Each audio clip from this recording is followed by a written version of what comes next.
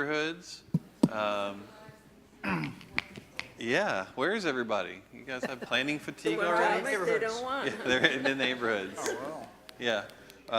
This is also known as the Bring More Multifamily to Pinehurst meeting. Did it come to the meeting, everyone? Tomatoes thrown at you now or later. That's what happens. Very perceptive about some issues already. That's what happens when you don't show up. You know? Oh, we were just talking. Well, let's start. So we'll go. Can we pass the sign-in Yeah, so sheet is there around? 'Cause sign-in we sheet? have Sign in again. No, oh, no. Earlier, we have to sign it. Anybody else going to join us at So the we can table? track how many are Come on up. each. There's plenty of seats, unfortunately. All right. So is there anybody Why? new at this table who we haven't met yet? You. Oh, I met you earlier, but you tell everybody who you are. Lynn Goldhammer. Then, this is the group. Okay, thank you. Oh, that's all right. We'll work it out. Anybody else? Do you have any blank maps that I could grab at some point? Small? Yes. One of those big ones? Okay, I'll grab one later, yeah. All right, so we're going to talk about neighborhoods and housing, and just really, again, free form. So go where you want with the discussion. I think really, I have as you saw in at the end of the last meeting, I had this question or this comment about the general neighborhood character that you have here, and is that going to be sustainable long-term for all of your housing prices here. Does anybody have any thoughts about that topic or anything else? What was the topic again? The comment that I made at the end, talking about sort of how your housing stock may not be in keeping long-term with the I didn't understand what you even meant by that. I feel like our neighborhoods are pretty diverse. I think we really try to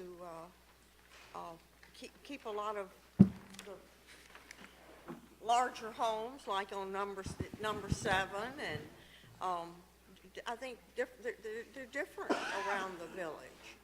And so what are you talking about? Yeah, so, all right. I didn't quite understand it, really, when you're saying, you said, well, they won't appeal to some of the newer buyers. Well, then I guess they won't be coming, and that Yes, might be a good thing. And it is a good thing until you want to sell your house, right? And so that was my point. That it's an economic consideration for the future. How the neighborhoods are set up. What you have here is woodland suburban sprawl, right? Like you had this, and it's just sort of these cul-de-sac subdivisions, and if you took all the trees away, it would be you would notice more that it is that, and that isn't what is selling well. Most people are these days more interested in things that are walkable streets and more like the village center or historic downtowns or those kinds of things. So that was really what I was talking about. Is sort of how do you deal with that? Yes. That's a really good point. Yeah. We keep trying to, I think, turn Pinehurst into something that attracts all these other people. We don't want them.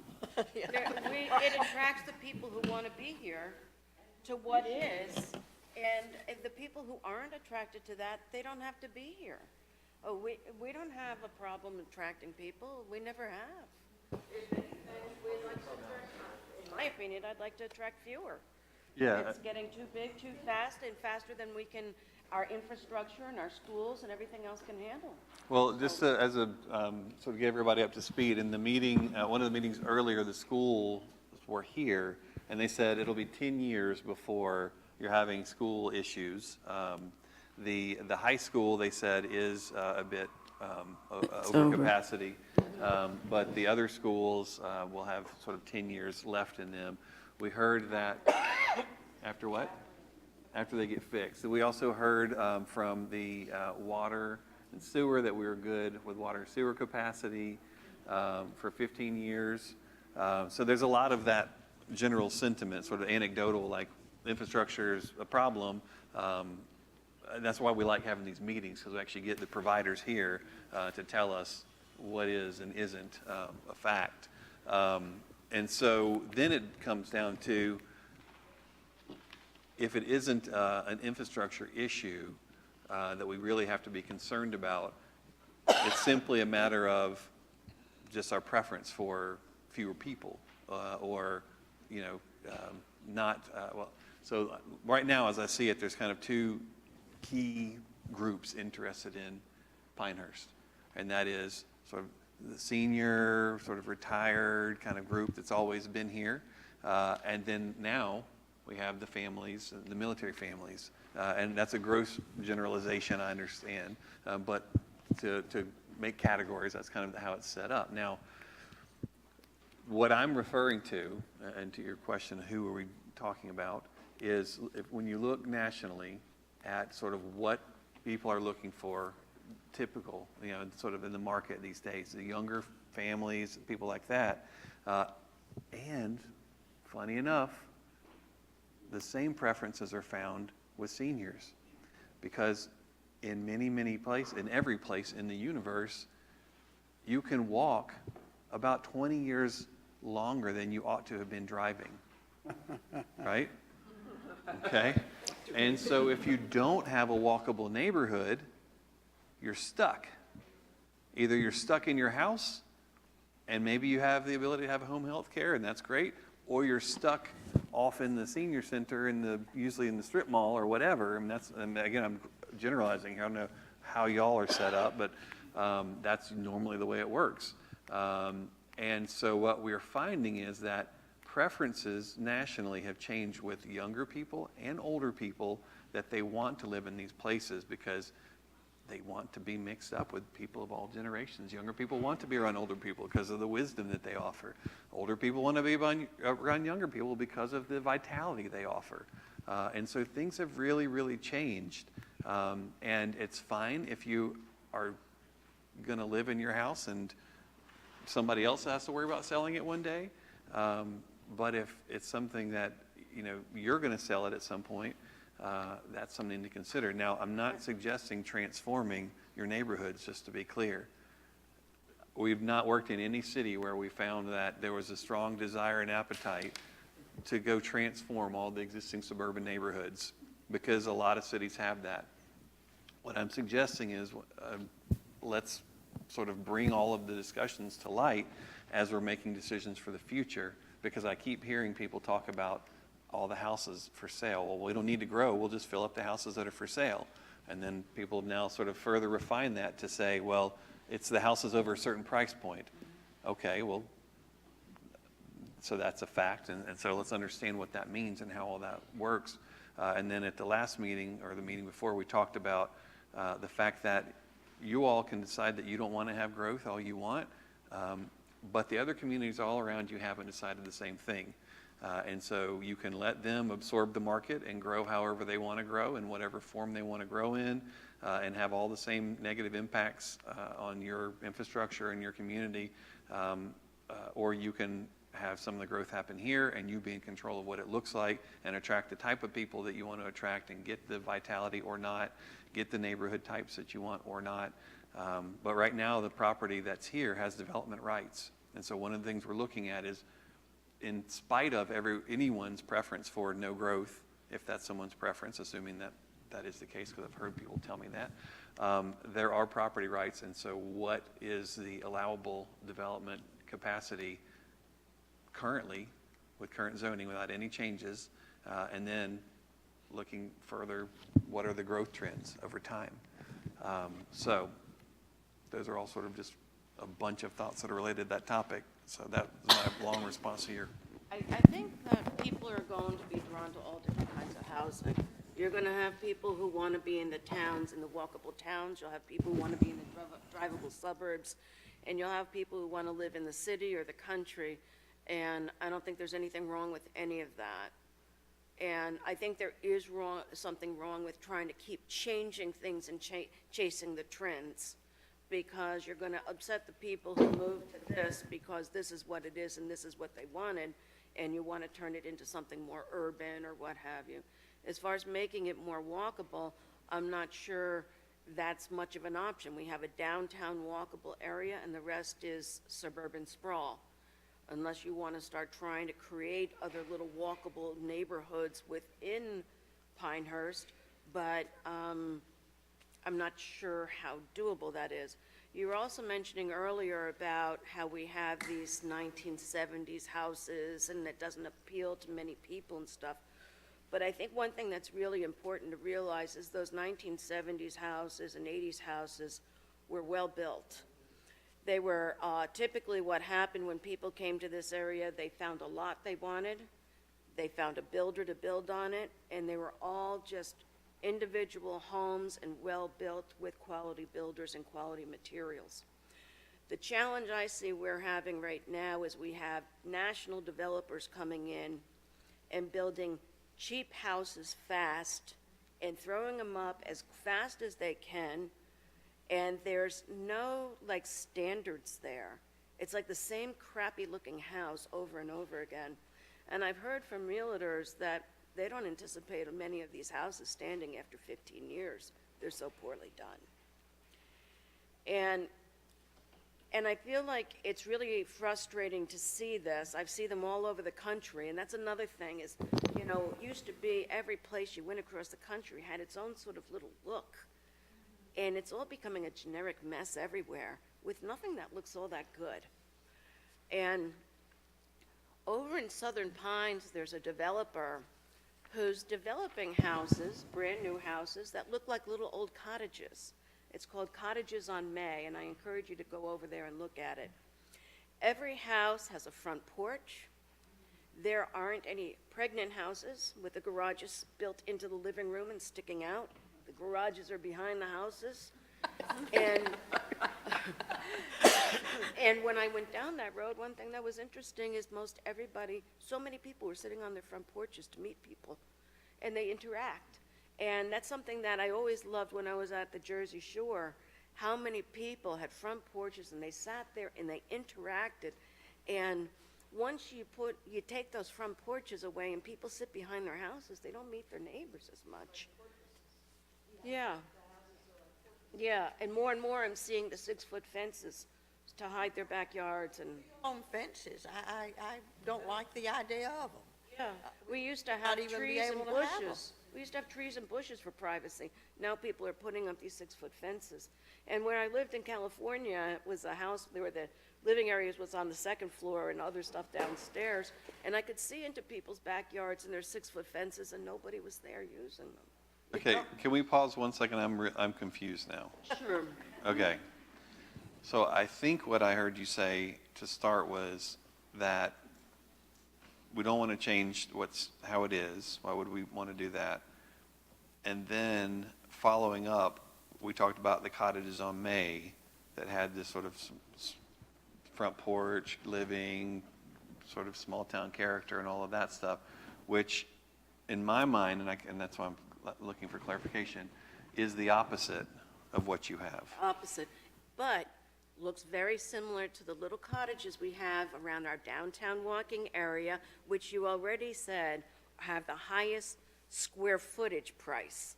And those cottages that he's building over there, they're about the same size as these basic 3-bedroom, 2-bath splits they're building all over the place. Same price, better design, selling for more.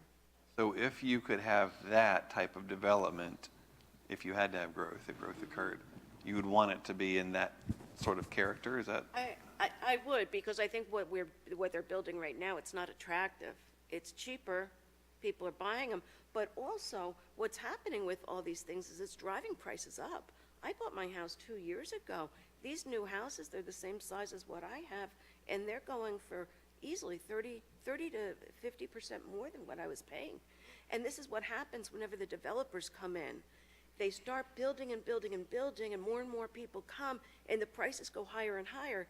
And some people may think, oh, great, my house is worth more. But it starts changing everything about the town. And it starts changing whether people can afford to be there anymore. and it starts changing the other towns as people start moving out, they start getting higher and higher. And I mean, I just know so many people who have had to leave areas because once the prices go up, the taxes go up. More people come in, the schools go up, more taxes go up, and they end up having to leave the areas they love because they've allowed them to develop in such ways that are really kind of unsustainable. And So it sounds like then maybe, to answer your question, and I'm looking here on Google to see if what I'm talking about of preferences changing is what you were just describing in Cottages on May, in that they're making new development that is more in keeping with that preference. I think probably most people were attracted to Pinehurst because of that look. And I don't know anybody, can't imagine anybody saying, no, that's not the type of house I want to see built. But there's a huge amount of criticism about this new stuff that's being built and the lack of any, I mean, it's character or anything. It just seems like, and they don't really care about our town. They're just here to make a quick buck and leave. We have a big problem. Here's the big problem. The state of North Carolina, and what is this thing where you can't control architecture or design or anything? Senate Bill 25. Senate Bill 25. So there was a point at which you could have controls locally over what new development looked like, quality, materials, all that stuff. And then the state decided that you can't. And so now, these folks with Cottage on May, they see the benefit of doing something that is better. Unfortunately, it sounds like that the developers that you've been getting around here aren't in that mindset. You know, they're sort of bottom line based. And the big reason is the fellow who's developing Southern Pines lives in Southern Pines, and he cares what the town will be like in the future. The developers we have coming in here, they're not locals. They're putting the locals out of business because they can build so many houses at one time, but they're from other areas, and after they build on every lot they possibly can and destroy this town, they walk away and they don't have to live with what's left over. The frustration is it's very difficult to kind of find a way to control that. There isn't a good way, because if you just said the state has mandated otherwise, and it's created problems for our staff and our planning department and our planning board because their hands are somewhat tied now in recent years, except for historic districts where you can still control that to a certain degree. I'm reflecting on something that Ann said, and I think maybe Colette too. We have a whole variety of neighborhoods with a whole type of housing from big to small to whatever, to old and new, and that's good, and I think we all appreciate that. I think you're trying to dwell on the point too, correct me if I'm wrong. What's going to happen to some of the older neighborhoods, not the historic district, but the neighborhoods from the 70s and 80s that are homes that are 35 years old or so? How do we kind of reconfigure either the neighborhood, or are you just talking about the homes that are there? What kind of ordinances might we need to have for taking down a house and building something new on that property that might be of a different size or whatever that would be appealing to the current market? Is that the sort of thing you're talking about, Brian, or is it the whole reconstruction, including sidewalks and the sort of thing? It just depends on what's palatable and appropriate where you are. I mean, what you see is, because of this sort of shifting preference, that the prices of sort of conventional suburban 70s, 80s, 60s subdivisions they're falling, and they fall to a certain point at which then people do a tear down, you know? And then once that happens, then it's like, oh, this is a tear down neighborhood, and then everything that's there really starts to fall. And so it's a weird and tricky thing. There are ways to retrofit neighborhoods to essentially, like like we do an infill master plan in a downtown. You look at, where are, let's call them oversized parcels, or where's vacant land, and we can add stuff and tweak stuff and make a park here and do that. And now all of a sudden you've got this really cool downtown plan. there are ways to do that in suburban neighborhoods too. It's just really hard to do it because people have to think it's a good idea, be willing to have change occur, look long term, because most historic neighborhoods are what you might call a complete neighborhood, and they have a complete range of housing types within in that district. It's not just all single family houses of a certain size and price point, but that's the way that they've sold this over the years. Like, oh, well, you wouldn't want a house that costs less in your neighborhood because that'll bring your property value down. When you look in any downtown historic neighborhood, there's a small house here and a large house there, and somebody has an apartment over a garage, and all of these, or even an apartment house next to a single family house, and none of it has a negative impact on. In fact, the prices are higher because of that diversity, and it is possible, and we know how to do it. But like I said, we've not been to a community who's been asking for that. Around here, most of the subdivisions around this town have some type of restrictive covenant which kind of limit the lots from being further subdivided. Right. So even Lake Pinehurst, where I'm at, there's probably 15 or 20 different developments around the lake with 15 or 20 different sets of restrictive covenants. And you can't subdivide them any further, and you have to use each one of them for single-family residential only. And so you're locked into that. Yeah, it's not impossible, but it is definitely not easy, for sure. Borders on impossible.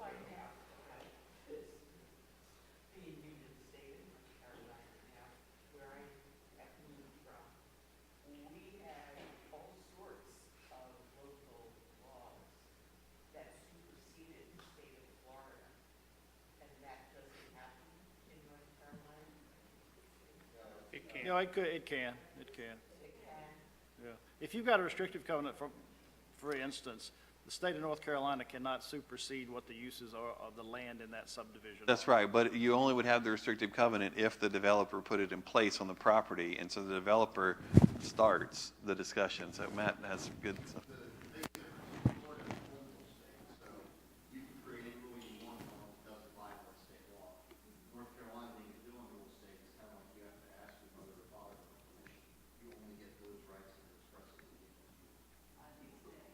For sale. And it specifically says, with the exception of historic districts, and I think there's one other thing. I would just like to add this to the thought, though, because when Dillon Law was brought up to me, I wasn't familiar with it either, and I looked it up, and actually 38 states have a form of Dillon Law, and it usually depends who you have in your legislation, whether they're going to really enforce Dillon Law or not. So look at that when you elect your leaders, whether you want Dillon Law or you want home rule, because Dillon Law right now is being heavily enforced because of who's in our legislation. So just think about that. I may need to do a case study where you show those 38 states are the ones with the worst looking neighborhoods. So I don't know. But it's yeah. Have you ever seen anybody successful in appealing to the capitalist pig in the developer and the fact that building that style will make them more money? It will be a better value for the homeowner that purchased it. It will have a higher resale value for the home. It's a long way it's the long road rather than the legislative road. Is there any way have you ever seen any success in creating a logical path that people would embrace, kind of like they're talking about that developer on May Street? Is there a way to do that? For sure. I mean, the data is there now. We've been creating these new neighborhoods in the fashion of historic neighborhoods now for 30 years. Like, people started making them again, right? And there's enough of them that you can look at the statistics and see they end up retaining value longer. They end up, which doesn't matter to the developer, it matters to the buyer. But to the developer, you can actually sell them for more per square foot. You are able to sell them faster. So during the recession, the neighborhoods that we're still selling were these new traditional neighborhoods, and the conventional suburban neighborhoods weren't. And so it is there, but you wouldn't believe and we think that we're in this sort of capitalist society and all of that. You wouldn't believe the number of people who are happy to not make the extra money they could have made because they would have had to do something different than they're used to doing, that they had to think about it a little bit more, that had to, it's shocking. I mean, I've met developers and we say, what, the zoning here is actually for mixed use and you could do something on the ground floor and have something above, and yeah, but I'm just a commercial guy. I don't want to do anything up there, up above. You understand you can sell that stuff or rent that stuff above. I know, this is okay, Have those smart developers. Well, they sound like you got some next door. Well, but I would argue that neighborhoods aren't houses or porches on the front or porches on the back or porches on the roof. Neighborhoods are people. And we do everything we can when somebody new moves in to introduce ourselves to who they are. Let them know what we do every year as a neighborhood. We have 150 houses. We have no HOA, it's just a bunch of people, basically. I would say the houses in our area were built mostly in the 80s to 90s. They're the 20, 30-year-old houses. When people move in, as required by their wives, we do the kitchen. It's got to, So it doesn't really matter what's inside. But it's the fact that we make them welcome. And, we have street parties. We have a Christmas party we invite everybody to. We have a pig picking in the spring. We get as many people as we can. We go door to door and tell people that we're having these things. So we don't care where their porches are.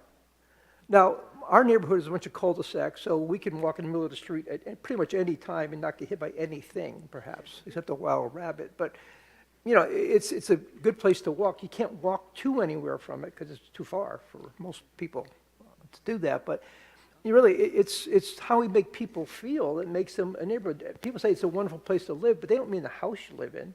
They could, your house may be marginally attractive, frankly, to anybody, but it's the people that make the neighborhood. So, that's, I think, what Pinehurst, if you can't name your neighbor 2 doors away, you're doing something wrong, period. I don't really care where you live, what kind of house you live in, what it looks like.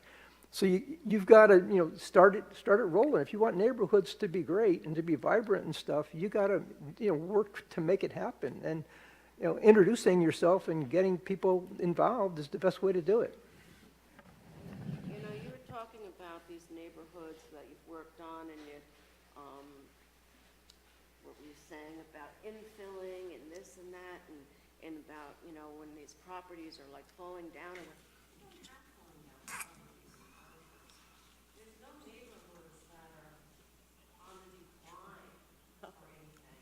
So what's like your basic city where you've had years of people fleeing and doing nothing to invest in the area? This area is pretty well invested into, and I don't know of any parts of the town that are, going downhill. Marginal. They exist. Or need. Well, it was interesting last night on the, when we were doing the tables, and we were in table number 6, we had the map, and we're putting the things we love, and there was one, so we had 1, 2, 3, 4, 5 people at our table, and everybody put the red dot in one area, and it was that new property out there on the way to number 8 because of the way that had been developed. People too. And so I don't know exactly what, yes. Murdochsville And Road. the houses, if you just looked at one, they didn't look bad, and I don't know anybody out there, but there was something about the proximity of each house to another house, proximity to the road. Some of the houses share driveways, which I have never, ever seen before. There's no sidewalks were required there, and that would have seemed like a perfect place for sidewalks. So I think everybody sees those and goes, what are they and how did they occur? And let's make sure it doesn't happen again. Or let's try to put more controls through zoning and what they can do and setback lines and things like that. 2 ideas for controls over housing, possibly. One, the thing that floors me about North Carolina zoning are these rezones where I spent my life not rezone anything. It was verboten. But down here, people rezone at the drop of a hat. It's amazing to me. Now, my understanding is that if somebody comes in, okay, an individual comes in, just one human being with a belly button, and they decide that they want to take this piece of land which has been zoned in the context of a comprehensive plan design, and just for them, they want to change it up and make it zone something completely different. They get to ask, but the village gets to say no.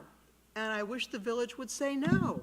I wish there would be more stability in the zoning, and that there would not be this propensity to agree to rezone things. Because when you do that, it means that everybody around, I bought my house, I looked around before I picked a house. I thought, well, what area do I want to be in? I don't want to now find that 2 streets over, all of a sudden, it's going to be commercial or something like that. I mean, you've got to have some stability, otherwise people aren't going to want to invest. And the quality of life, is in jeopardy. So that's one thing. I wish that whole rezoning concept was exercised far more sparingly, more like a variance than like oh, well, hey, what are you doing for lunch today? I don't know, let's go rezone our land. Come on. So that's one. We're sending a And then- message here. That's a big message from me. And then the next thing is, when you talk about historic districts, which is the exception under North Carolina law to a municipality not being able to control the aesthetics and so forth, residential. I used to be on my, remember my historical society and on the board in my old town. And, you think of historical, you say historical, and you think, well, it must be really, really old, and that must be the key thing. But that actually is not the key thing, because there's history every year, for crying out loud. And so we could say that the 70s look, I'm just pulling this out of a hat, is one of our historic characteristics that we want to protect and encourage, and that we want within a certain section of the village, that's the character, the historic character. It's not as old as something from 1900. Now, I don't know, in Connecticut, the concept was a 60-year thing for the state, the state statutes for them to recognize. But I don't know if you've they just throw out the word historic as far as I've seen in that statutory section, and maybe we have a little wiggle room to say, now wait a second, we've got some areas of our municipality that we want to govern more strictly because we consider it to be part of our historic heritage. Yeah, actually, in some places you go, people are really excited about the idea of having a historic designation. In other places, if you suggest it, they would freak out because they don't want to be governed by various rules. But when I learned about this state statute not allowing you to determine, all that, I'm thinking like, well, yeah, maybe we just say the entire village is the historic district, and therefore, so it's certainly a tricky thing to figure out, kind of how you would deal with that. Maybe the historic character here is quality construction and materials rather than architectural style or something. You know what I mean? So Era, Yeah. but it doesn't necessarily have to be an ancient era. But the point you raised, though, I think is something we all agree on. There needs to be reliability in zoning. Because people rely upon that to invest, to build, to move, to all that, and then if it starts changing, the underpinnings of that entire community starts shifting. It's supposed to be a framework. Exactly. It's supposed to be a framework, and it's like a house of cards. You start pulling out the cards. Last year, I think it was in the last year or so, twice, we got involved in annexing property across town lines to circumvent zoning. They annexed 25 acres from Foxfire over to Pinehurst that was zoned 5 acres, so it could be revoted on and quickly turned into 1 acre or less. Right. And they, Yep. and then we annexed over 98 acres of Pinehurst over to Aberdeen to circumvent the 5 acre zoning. It got changed to 1 acre, and now 111 houses are going up over there around Linden and Route 5. I heard that before, but then I also heard that that actually wasn't the reason why. Does anybody have any thoughts on? On the first case, that was not occupier jurisdiction. That was in our ETJ, so. But why do it? Because the people in that area bought in a 5 acre zoning area because they do micro farming, they might have horses and stuff. That's what they bought into because that's what they wanted. And over there by Linden Road, when I told this one woman about it, she said, "You're kidding, I just bought a house there and I specifically sought that area out because I wanted the 5 acres. Did they? That's not the question. I was just providing clarification. I'm not addressing that question.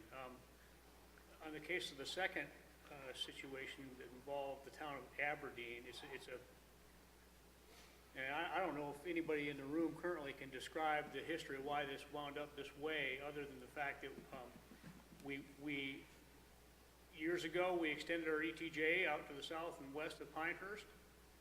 And then after that, we negotiated an annexation line with Aberdeen that was based on whether it was most appropriate or most economical for Aberdeen to extend water and sewer services to various parcels versus Moore County, which is our flag. And that line didn't coincide with our ETJ line. So in that case, it was a situation where the parcel in question was in our ETJ, their side of the annexation line. So it wasn't done to avoid zoning. It was done because of where the annexation line was drawn. They still revoted it. I went to that meeting in Aberdeen and requested that they don't keep the same thing. And they still ended up voting with the developers over the people here. So I just think it's a very dangerous practice to get into. And it goes along with what was brought up about zoning. Are we gonna keep it or are we gonna just willy-nilly change it all? One thing to think about related to zoning, because we write as many zoning ordinances as we do comprehensive plans, and all over the country. And the thing about zoning ordinances is that it's a modern phenomenon, the idea that things wouldn't change, that you buy into a certain thing, and that I think one of you mentioned the expectation of, and 2 blocks away from me, something's going to turn into something else. Sort of what is the scope of influence of your personal buying choice? I hear a lot of times people say, well, across the street or next door. That was the first time I've heard like 2 blocks away, and in the hinterlands and all of that stuff. And so as you think about that, you need to do a couple of things. Just think about the growth and evolution of a village or this village. And until, we keep talking about these neighborhoods from the 70s. Before the 70s, they weren't neighborhoods, and the zoning was different. And the zoning changed, and now the house that you enjoy is in this rezoned area. I know it's a weird thing to think about, because Pinehurst goes back to 1895, so. well, except for I didn't say, and there's certain areas that are exceptions to the rule for sure. The other thing is, most of the times when we're called in to help write a new zoning ordinance, they already have one in place. It's just old or outdated or piecemeal, add-on, or this thing happened. And we'll say all the time, there's like a no chickens in the backyard ordinance, and it'll say, if your lot is under 1.6 acres, you can't have chickens. So how did you come up with 1.6? Well, when those guys got in that fight about the chickens in the next door neighbor's yard, he had 1.62 and, whatever. And so we picked that number, by golly. And, so it's like that kind of stuff is in zoning ordinances. And so now we write them to fix all that stuff. And we write them to allow for a multitude, all of the different sort of preferences of choices that you mentioned that are good for people to have. So it's not a one-size-fits-all kind of thing. And I don't mean a choice between a 60-foot lot and a 70-foot lot and a 100-foot lot. I mean sort of all the different things that are available. Yeah.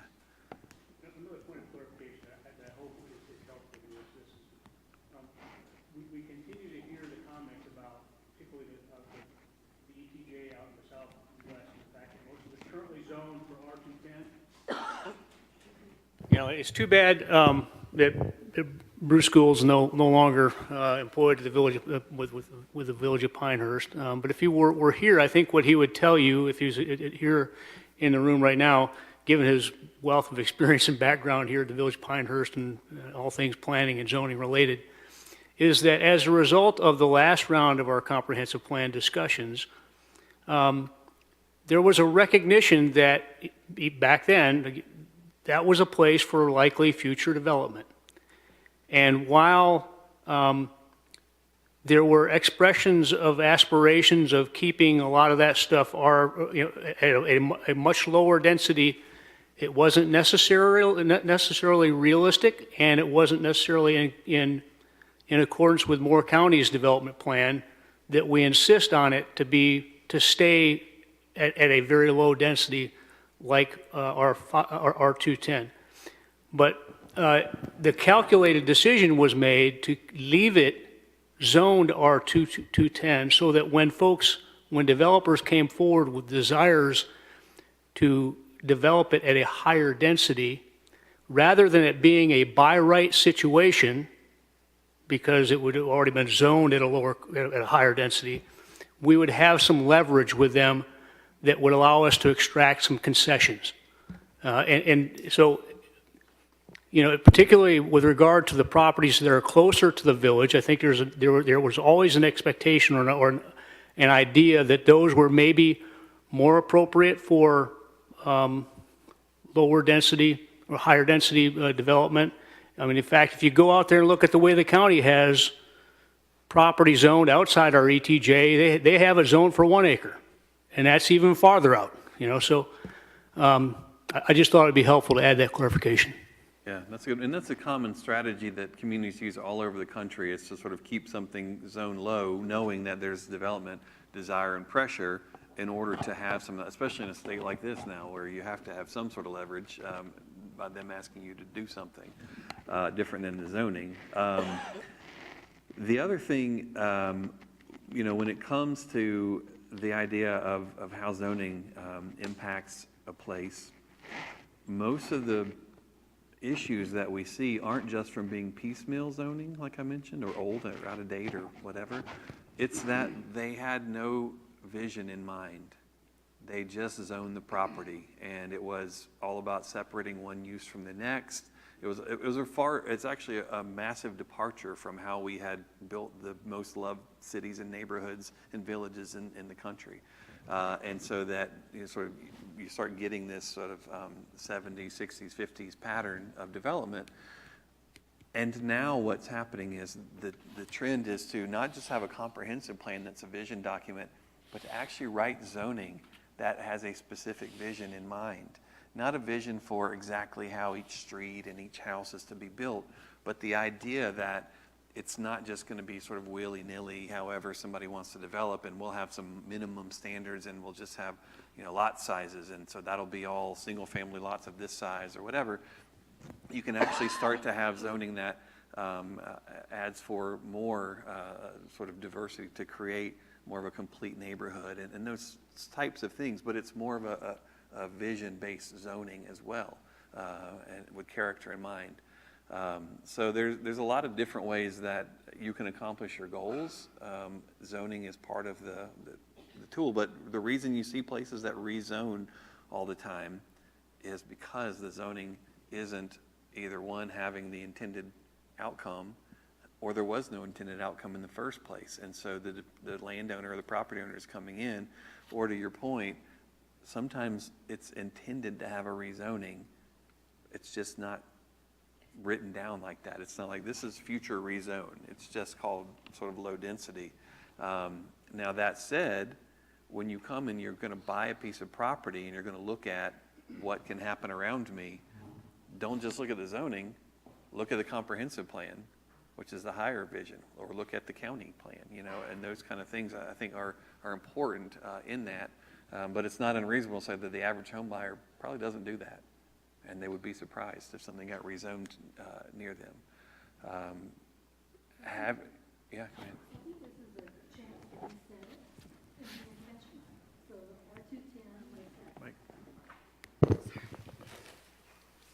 I think this plan gives us a chance to be intentional about resetting the zoning if that's what the community wants to do. If R210 was put there as a placeholder for TBD, that's okay, but maybe we want it to really look like Young's Road over in Southern Pines. And if that's what we want as a buffer zone to Pinehurst, now's really the time to get that out on the table and put that forward. Say Jones Road? Young's, Youngs, in Southern Pines. Lots of horse country over there. Talking about out Linden and all that, where those horse farms are. Yeah, so going out towards Foxfire and Road and all that. So I think that's really what this gives us the opportunity to do, is to decide, not only just in the different neighborhoods we all live in, but in that buffer area. How do we want that to be characterized for the future? No, Brian, and there's another issue here that's come up in Pinehurst that a lot of us have been working on, this issue of short-term rentals. I don't know whether you're dealing with that in VRBOs and all that stuff.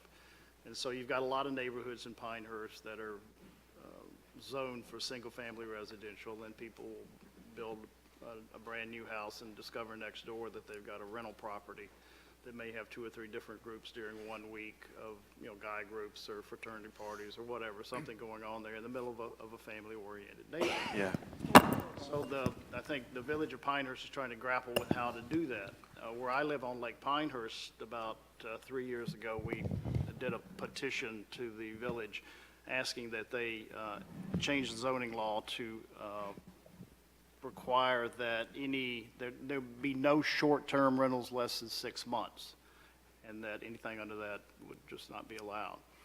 And I think the survey went out to 288 households in our neighborhood, and they got 282 responses, and 92% of those were in favor of that type of zoning change.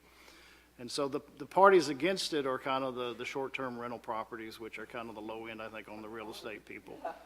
And but the interesting thing is, it's not fair to the neighborhoods, but it's also not fair to the key industry in this town, which is Pinehurst Country Club and Pinehurst Resort, because they are required to respond and build according to building standards and safety codes that houses put into the commercial rental market don't have. And they're paying taxes, and they employ people, and they're a much, I think, bigger boon for the village of Pinehurst than maybe some of the short-term rentals. So we're going through that effort now. I'm not sure where it's going to end up, but there's a more and more concern about it. I think just this past week there was a subgroup of Partners for Progress that was trying to deal with this issue, and I don't think they could even get agreement within their corporate groups, within partnerships and progress on what they should do next. So have you worked with communities that have had this short-term rental problem, and what have you guys been seen as a successful way to deal with that? Yeah, it's actually interesting. You guys are a little bit different here than in other places because of the nature of the people who would be coming to rent them. So like in my neighborhood, until recently, we had VRBO, and all like business people, corporate guys, coming in for RBO. Vacation rental by owner. It's like you go online and rent it. Yeah, Airbnb. Sorry. Yep. So we had, there were people, many houses did that, and it was no problem. No one knew it. No one, But it wasn't like people were having like a flashback to their college days, right? Which is what you got going on here. And so somebody was telling me about that one of their neighbors' houses was an Airbnb, and they had ladies of the night there. And so it was like, okay, wow. Some people would say that makes us an authentic community, having that sort of seedy nightlife going on, right? Diversity.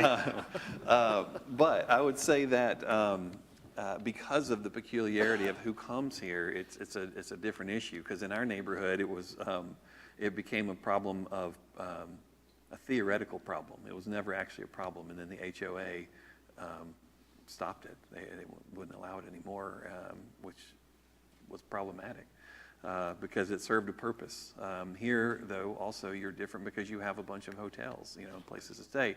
Now, I would ask, what's their occupancy? Are they vacant a lot of times, and those Airbnb people would have stayed there, or is that Airbnb people who wouldn't have stayed there anyway, or whatever the case may be? Pinehurst Resort has a Manor hotel building that, 10 months out of the year, it's closed because there's nobody in there. So they have excess capacity, and so I think that there are several businesses in town that don't want it. There's some smaller businesses that make some kind of commissions off of it, but it's going to be interesting to see what happens here. But I know people that have actually moved, that sold their house in Pinehurst and moved away because they had one of these next door to them.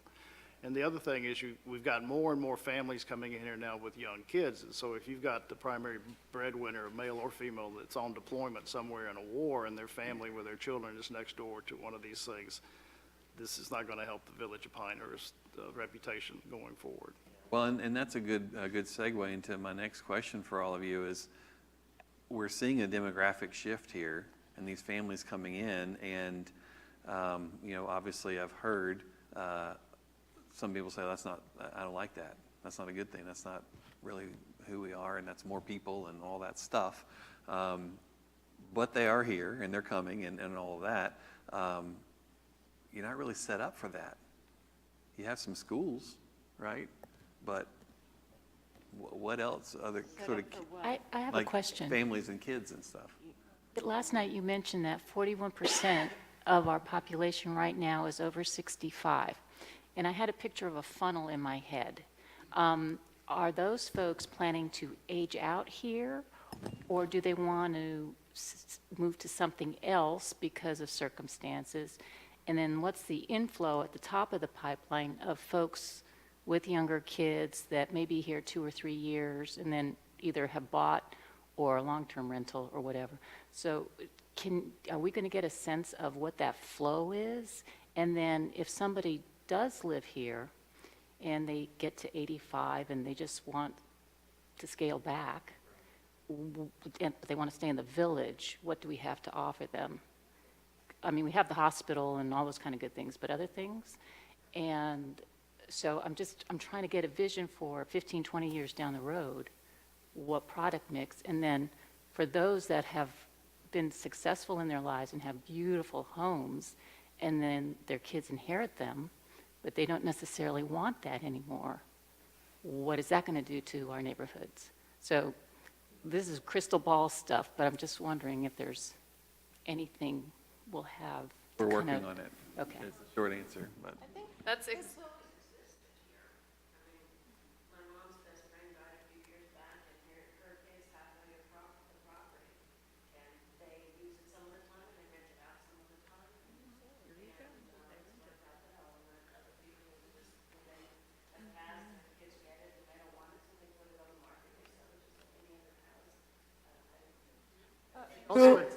Unless it costs over $350,000 and it's sitting on the market.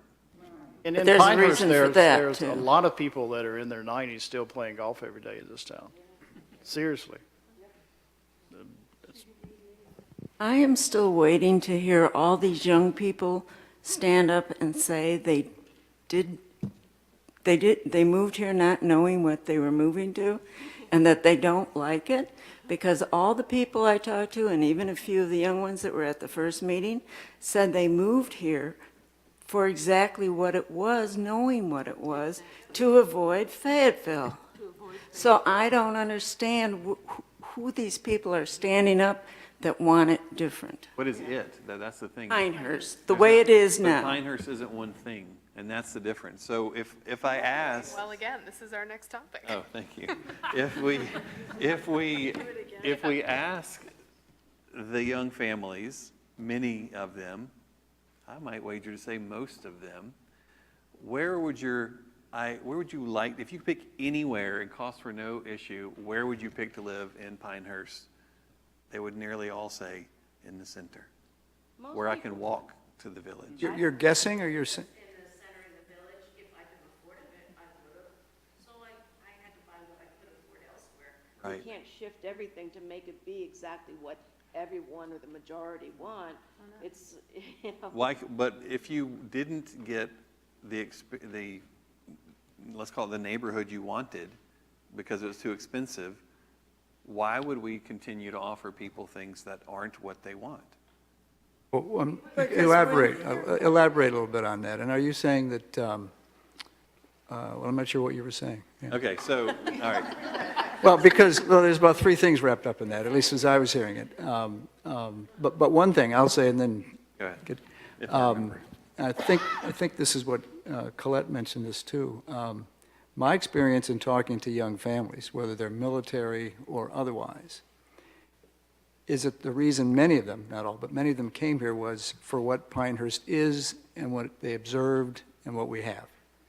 All right? Safety. And so it isn't that a lot of the folks, particularly the military, as I've chatted with them, it isn't that they came here wanting to see a lot of change. They came here for the protected neighborhoods, the ambiance of the village. If they have children, the school's okay. It was that sort of thing. So I disagree to the degree someone says they're all pushing for change. Not all of them are, if you really talk to them. Some would. And as Colette said, some come here and didn't know what Pinehurst was all about, and so it's got to be changed because of that. So But I just think to- the opposite is true. To clarify, I'll say this many, many times through this process, I'm not suggesting that we change your existing neighborhoods, to clarify. You can if you want to, and that's possible. And you can make them more like the center, maybe minus the commercial, since we know that commercial doesn't, even in the center, struggles. But what I'm suggesting is if you took a survey and you said, not just the young people apparently, if you could pick anywhere to live in Pinehurst, where would you live? Most people would say the center. But most people don't live in the center. But their only option is to live in something that's the opposite of the center. Because all the neighborhoods were built by the developers in a certain fashion of the day of what neighborhoods were like, and you all have taken them because that's what was available to you, not because they provided your dream neighborhood, right? And so what I'm What are you saying, that each neighborhood, why would we want to live in the center? We want to live in the center because the restaurants are there and because the library is there and, if you go to one of the village churches that's in the center, that's there. Curbs and the waterways. Are you trying to say that we move those into our neighborhoods? Yes. So, and this just reminds me of something. I was talking to someone who moved to Pinehurst and was bitching and complaining about it, and especially about, there's no sidewalks. I said, well, didn't you notice that before you bought your house? If you don't like it, sell your house and move to another town that has sidewalks. And I know in his mind he has Southern Pines, and I'm thinking, yeah, so you go 3 blocks out of downtown, and there's no sidewalks there either, okay? What you find, So- though, is if there were sidewalks, well, this is the first time we've really talked about sidewalks. For a that's pretty good, actually. So what you find, okay, good. What you find is when you ask people in neighborhoods, do you want sidewalks? Do you want sidewalks added to your neighborhood? Oftentimes your people say no. When you find neighborhoods that have sidewalks and they say, would you like to buy this house? They often say yes. Then there's a sidewalk in front of my house. That's really convenient. I can get out there and walk. When you ask people why they don't want a sidewalk or do want a sidewalk, the motivations are varied. Some people don't want a sidewalk because to them a sidewalk means a loss of yard. Some people don't want a sidewalk because a sidewalk means their neighbors walk in front of their house. I mean, strangers, neighbors walk in front of their house. Some people do want sidewalks because they want to have a healthier life. Some people want sidewalks because they want a safer life because they walk in spite of the fact that they don't have sidewalks. Some people say, I don't want sidewalks because I don't like concrete paths. Some people say, I don't like sidewalks because I don't like clay sand paths. Some people say, I don't like sidewalks because I don't like brick paths. And it's a matter of what's the sidewalk made out of? Well, I thought you meant that was what you meant when you said sidewalk. And so the discussion is very nuanced and it's a varied thing to discuss. But I would say that, and I have this idea that I'm going to start and make millions of dollars on. I'm going to be a realtor around the country that allows people to have a sleepover in the house that they're considering buying. Because think about the time, think about when you buy a house, what do? You go, you walk around maybe 3 times, 4 times if you're particularly, concerned or whatever, and you want to, that's your experience of it, right?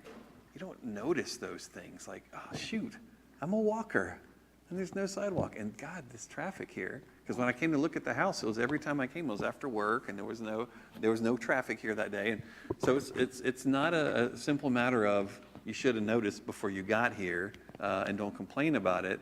There's a lot that goes into kind of thinking through that issue. Some places sidewalks aren't appropriate. It's not a yes or no. It's not a one-size-fits-all. It's not we're not a sidewalk neighborhood. Sometimes it's a matter of it's not necessary. It's too rural. It's whatever the case may be. So as we go through this process, we should probably talk more about sidewalks. But you just mentioned all the multiple different ways of sidewalks and this and some like this and that. I think the main thing to keep in mind is you can't please everyone. And so you can't start just changing the town to try to please some people. Like, oh, some people want sidewalks. Okay, put them in.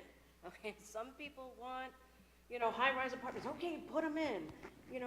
That's where the high-rise apartments are. If you want to live in one, go over there to the high-rise apartment. There's where the sidewalks are. If you want to live where your sidewalks are, then you buy there. But you can't come in, I don't think it's appropriate to come into this area where thousands of people have bought in because this is what they want and they want it this way, and say, well, now we have to change it because younger people may not like it, or this group or that group might not. Well, there's other places to appeal to them. They don't have to be here. the one person we almost ran over in our tour, by the way, was an older person walking in the road. Yes. They came around the corner. We had an older man come around the corner of our. Yeah. Maybe the way that we word, instead of it calling it a sidewalk, maybe it's just a widened road Well, we with put that out. 3 feet to walk or ride or bike on. And I want to say, I lived in a town that was like that. Their little bit of downtown had sidewalks.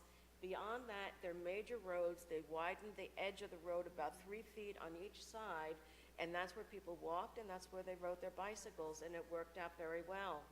And there would be plenty of opportunity for that. It doesn't have to be on every road. It's not on the cul-de-sacs and stuff.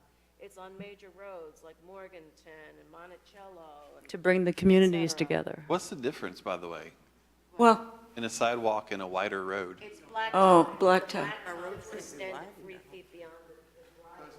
But what? It's called a sidewalk, which we think is cement, rather than a walking area. Well, it's not just that. Path. Do like, in the Northeast, shoulder on the water.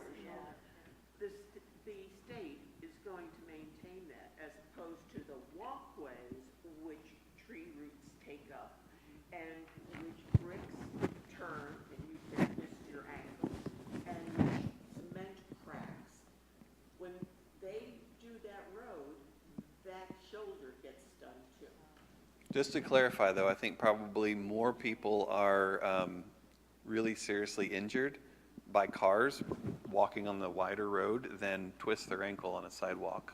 But They- you know what, this isn't the place for you to live here, because this seems to be different from what you would like. When you say Anybody.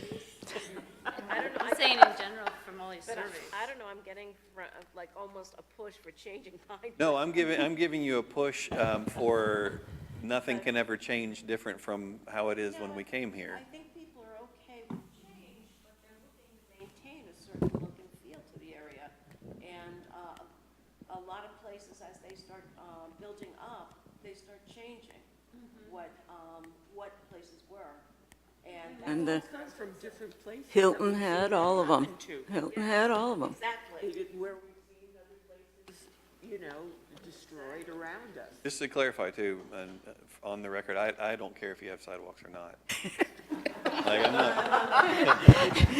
Where are you staying? I'm, Where are you Oh, no concrete stop, Holly, is that right? what? Oh, no concrete stop.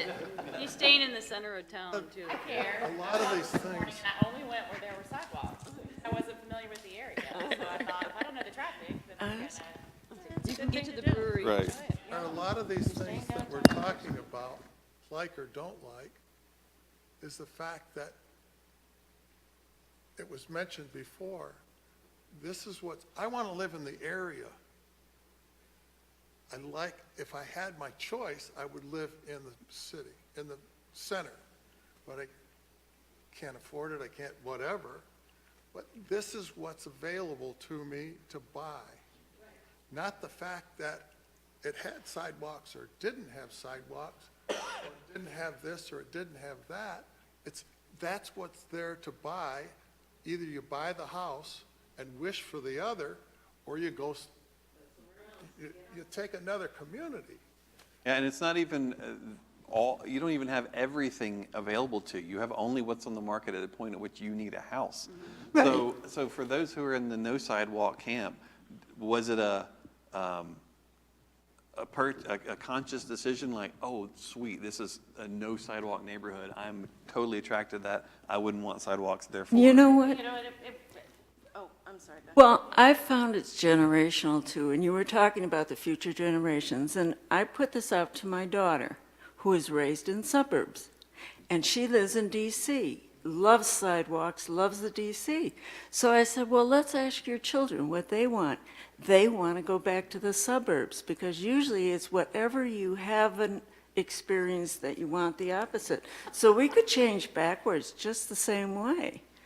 So. I just also want to say, to me, it wasn't an issue whether I was like, oh, if they had sidewalks, I wouldn't buy here. That wasn't an issue.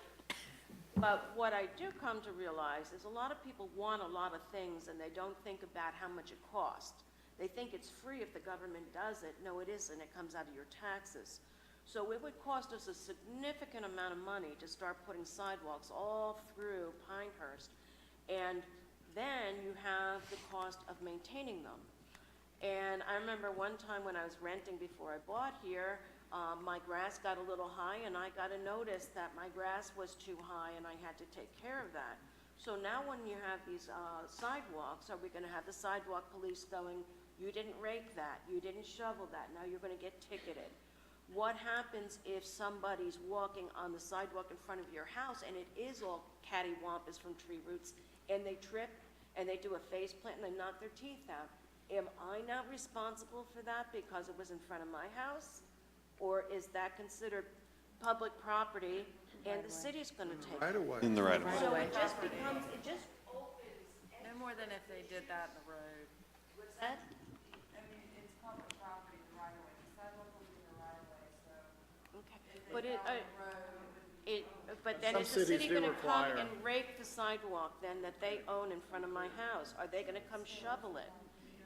These are all the extra things, and this is part of why people were against the sidewalks, is there's the initial cost of installing, there's the additional cost of maintaining, it opens up a whole nother thing, and each one of those things adds to our taxes.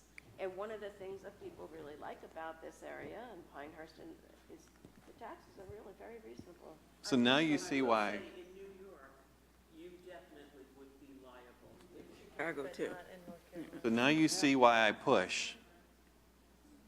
So the reason I push on something I have no position on is now we actually had a discussion about why and motivations, not yes or no, sidewalks or not.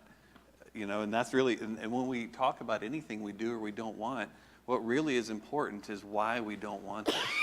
So that, you know, if someone says, we'll give you free sidewalks if you want sidewalks, and you say, oh wow, free sidewalks, that sounds great. Or not, you know, and that's the thing. If you're concerned about something, for whatever it is, it's most meaningful to us to know why, not just what your concern is or what you think the solution is. So that's why we push. That's kind of my Hold on 1 second, concern she's about, got go ahead. I bought in Pinehurst, not in a particular neighborhood. I bought in the village of Pinehurst. I saw it as a total community. The section divided by the busy roads is Village Acres, and we chose to have a sidewalk put in because it's a cut-through area to avoid the traffic circle. So all of us wanted to be able to walk to the village center, and we needed to feel safe in order to be part of the non-affordable community. You know, like, we wanted to be in Pinehurst, but we couldn't have that at our, so sidewalks work.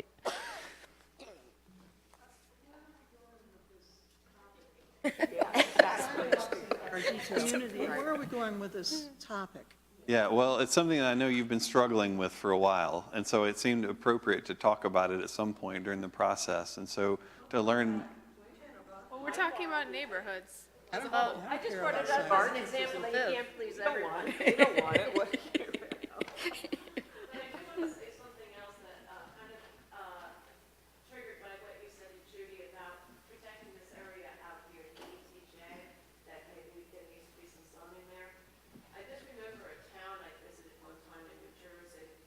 And they really started out from the beginning being very careful in their planning and what they wanted it to be. And it was a beautiful town, and people came to visit it because it was so nice and had so many just things going on. But one of the things they did is, after they set up like pretty much their town lines, they went and bought about a 2-acre rim around the town to protect it, to make sure that whatever was developed on the other side of their town, they couldn't be right there. And I thought it was really a brilliant idea. What town is that? I don't remember the name of it, but I just remember it was a beautiful day. It was so many people were there, so many people were visiting, and when I was talking to someone about what a nice town was, they said, well, part of that's because they insulated it, and they made sure that whatever's going on out there, they're pretty much insulated from it. It was a Yeah, Don't we already have areas like that? We have areas like that, don't we? Existing? A conservation area or something? No, that already are existing along the outside edge of certain areas that we own. Like, right here, this parcel, the parcels on the map, isn't that pretty much undeveloped? No, those are all owned by people and available for development. Yeah. No, I was just going to say, though, to your point, and we're going to have a map that will show this better, but right now, the amount of land that is protected is shockingly low here. When you look at all the green on the map, you think you're insulated. It's just, you're not. And if you want to be, then we need to have that discussion, and we need to go to what is the cost of that. I'm imagining that it's not something that you're maybe going to be willing to pay for, because, talk about the cost of sidewalks, the cost of, doing some sort of conservation, around the village would be shocking. But to that end, if you want to protect land and you want to have say-so over what happens on that land, you're going to have to. It's one thing to do.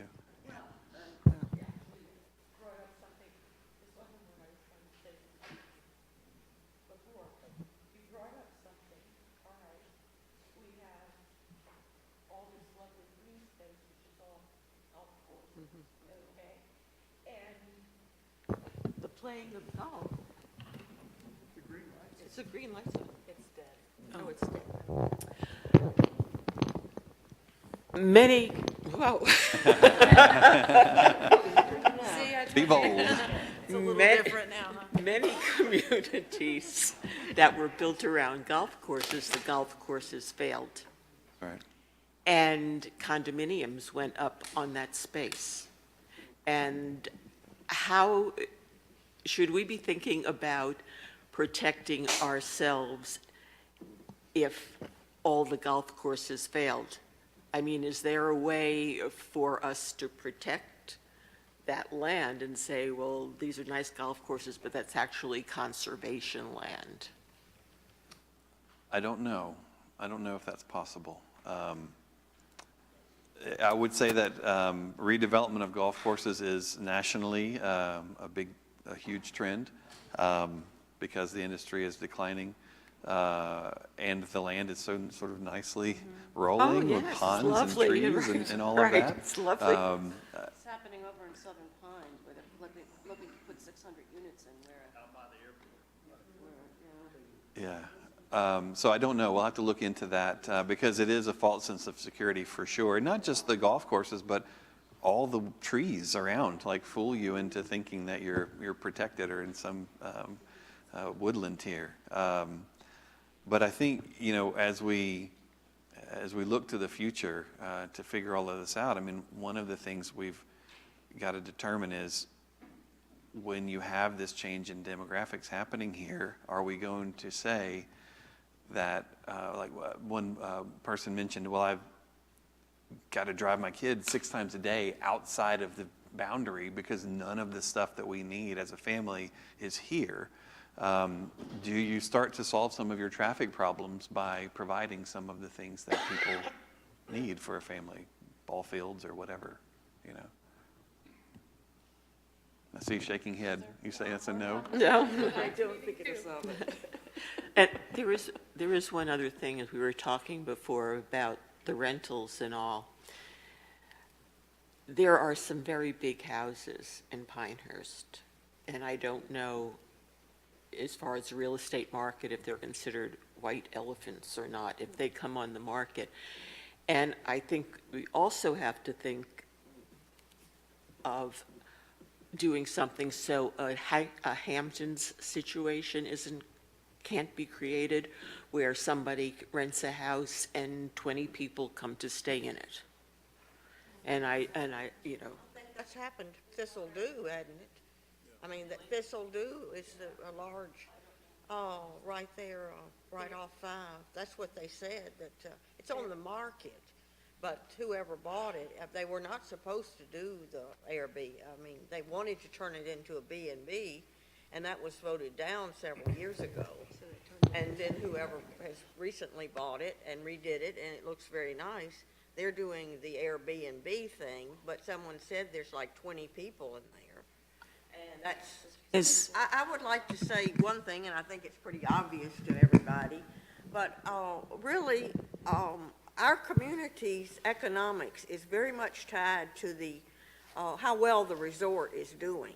And I think really everybody needs to get realistic about keeping the resort doing really well, because and not be fighting it with trying to rent your house and all of that sort of business.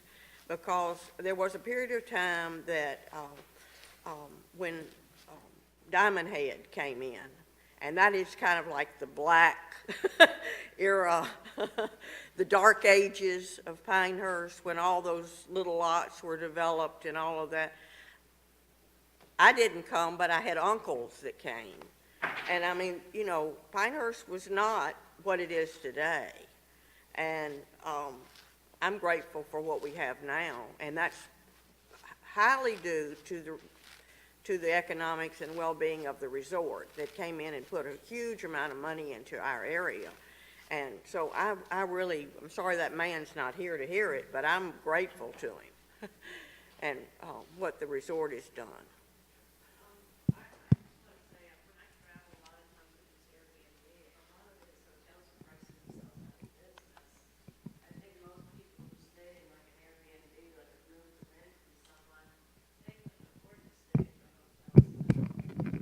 Well, there's other places, there's a lot of variety of hotels. I don't think we need to turn our neighborhoods into businesses. You end up going over the boundary though. Like before, we were actually staying over in wherever in the Spring Hill Suites, you know, because we were trying to be good stewards of the village's finances and not have expensive hotels, and that's where we ended up. initially. So it's a good. Yeah, is there a hotel there?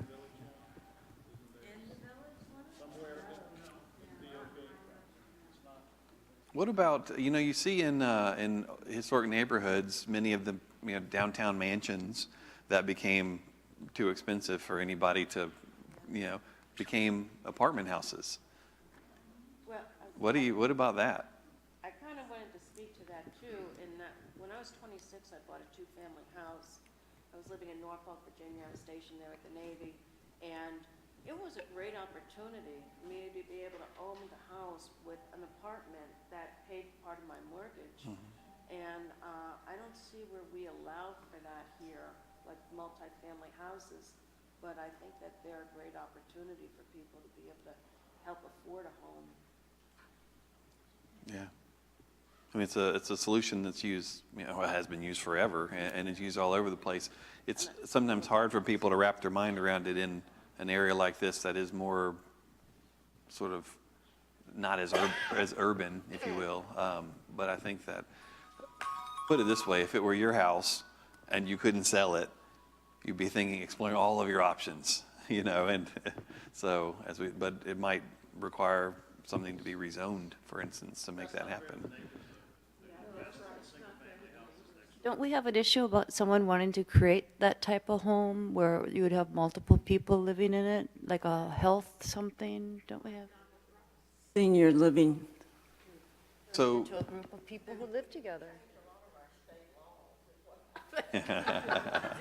Really, we need to elect people. List is long. This thing that's happening on Donald Ross is just terrible. Actually, what I would like to say is, yes, you have to re-elect people because a lot of these rules and laws have just come into effect in the last 4 years, some of them in the last year or so. So, yes, it's an issue. So I could buy one of those big houses and live with 10 of my friends? Yes. It's not a family. Yeah, It wouldn't have to currently call it apartment? The zoning wouldn't allow it because you're not There's related. still a limit, yeah, there's a limit. Right. That's right. They could be roommates. You can't have more than so many non-related 4 to individuals. 6, I think. 4 to 6. Yeah. That's what it's currently set up, so. Not related. Do you have Yeah. that many friends? Get married. That's right. All right, so we're all clear that we're not trying to do what to the neighborhoods? Have them break down and get terrible looking. We're not proposing that we change them. And so as we go through and we're exploring some of these topics, and I'm pushing on this thing or that thing, it isn't a proposal. It is just a discussion. Yeah, I just want to, sometimes people walk out of the room and they're like, can you believe what he was saying? That guy's crazy. That's what we're all thinking. See, she was. She's going to chase you down. Where are you staying, did you say? So if you've got still smoke coming out of yours, I want to know about what, and let's seriously, let's talk through it. Settled. I don't quite understand. Nothing was settled. Nothing's We're not settled, we're deciding just anything. discussing it. Not that the 10 of us are going to make the decision. That's right, we're just gathering information and testing sentiment, Well, I disagree with what sounded like, to me, like a premise, that Pinehurst isn't that nice, and we all want to live in an urban environment. I don't. I like to know the village center's there. I don't want to live there. I would You know? agree.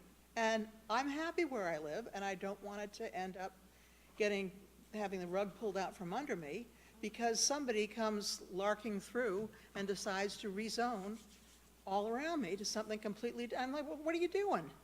So that's not going to happen, if you ask me. Okay, well, good. Well, you don't have to have smoke coming out of your ears because neither of those two premises do I. Would like what you like, but not me. Well, he's not saying what he likes, Yeah, really. I'm not here to give you what I like. That's the thing. Again, because we work all over the place. We work some places that are, want to be young and funky and hip and all that stuff, and we work other places. We work a lot in New England, which is an aging population. They're losing population, all of that stuff. So this isn't the first time we've talked to, places that have skewed demographics, okay? And we don't go and run around. It is a fact. It is skewed one way versus another, right? I didn't say screwed. I think that I know that what is for me isn't for everyone. And what is for me isn't even for everyone in my sort of age cohort. I grew up in the suburbs, and so I know that was a wonderful childhood. I thoroughly enjoyed it. I live now in a new traditional neighborhood, and I've lived in multiple houses in that same neighborhood. As our needs, as our family has changed, our house changed, the street changed, whatever. So we moved around.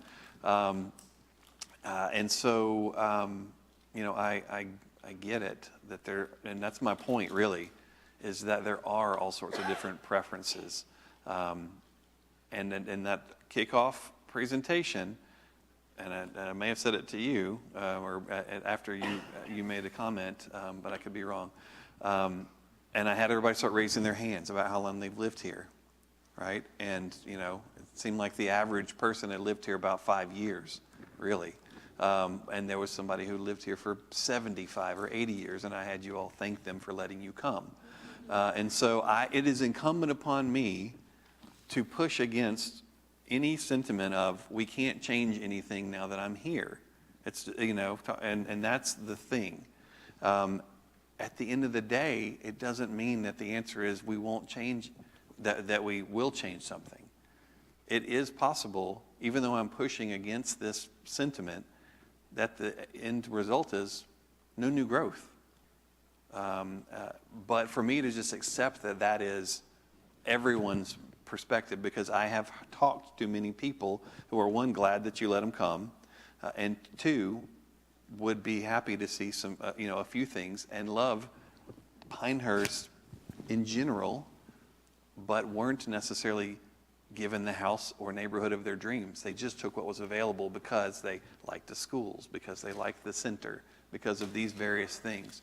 And so our process is to talk through things, to make smoke come out of your ears sometimes, but to make sure that at the end of the day, we understand why it is, and to make sure that you're understanding, kind of what I'm saying here, and the process, while it sometimes may make you squirm in your seat, the end result is a better plan than if you had a consultant come who is just like, what would you like to see? And you say, I don't want any growth. I don't want rezoning. Okay, good. Yes, okay, I hear you. Let's do that. And then, and then that's your plan, or maybe it's not, right? And so they go and just do whatever. They're going to say, okay, well, we heard what everyone said. What do you want to do really, Natalie? What do you really, so that's not what you want either. And so we have to push and pull. Now, one of the things that we haven't gone on and talked much about, one of the other hot topics, hot potatoes, the landmines, that a lot of, faint-hearted consultants would steer clear of, is the apartments, right? So I know you've had a lot of discussions about that. There's a lot of sentiment and feeling about that. Why have we not really been talking about apartments so far? I like the idea of apartments, but I wish they had garages attached. Okay, so just to be clear, anyone who's not a fan of apartments, you just heard now some people are. Because I'm going to downsize someday, and I want to know where I want to go, and I don't want to have a land property to worry about, but I love being here. And that's the question that I've been wanting to ask for the last 45 minutes. Speak up. Well, I'm trying. But this is the question that we really need to know is we're talking a lot about how things have changed in the past and what things are like right now, but we need to challenge everyone to think about what you are going to want and need 20 years from now, because that's how long this plan goes into the future. I'll have to go to Southern Pines. I'll have to go to Pennock Village. Yeah. And you're using the phrase have to, and that, yeah. I have no choice. So Right, so what's not here? What is the life cycle of a Pinehurstian? What do you call yourselves? Pinehurster? Yeah, you wanted the village people. What do you do? Village people. Where do you go? Like, at a certain point, do you all just, Hey? I would say, observing what I've seen with my mother and her friends, the people who come here seem to want to, as much as possible, age in place. However, many of them, once they start realizing they need more help, they move closer to their children or other family members. For the most part, the people who have retired here to Pinehurst are fairly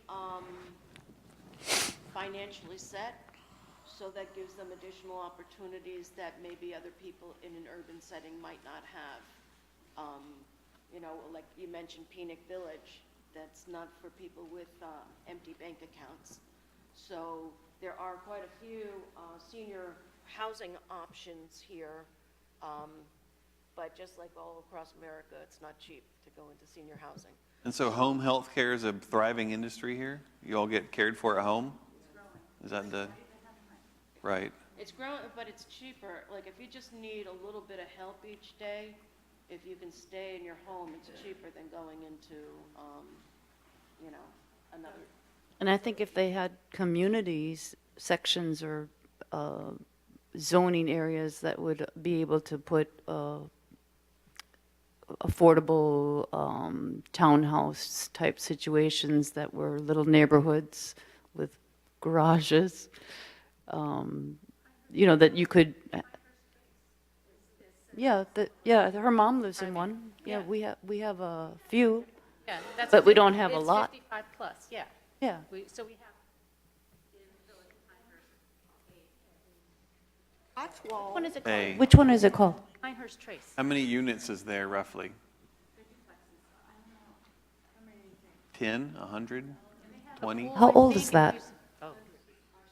I don't want to move somewhere on like that old. Yeah. Pinehurst Trace, 50, 60 units at least. Okay. Right there, so this whole thing? Okay. So it looks like maybe like, what, And there's no 60 exit units or around the something? traffic I don't know. So what would make it more Facility. appealing? It's just people who want to do. No, no, no. Only not- Coral Haven. I've never seen it, so I can't compare. Well, what would make a place like that more appealing? Not that specific place. Okay. What would be appealing to you? Forget about that. If something Yes. that existed, what would appeal to you? Right, what kind of amenities and community facilities and things like that would you want? When you, Right.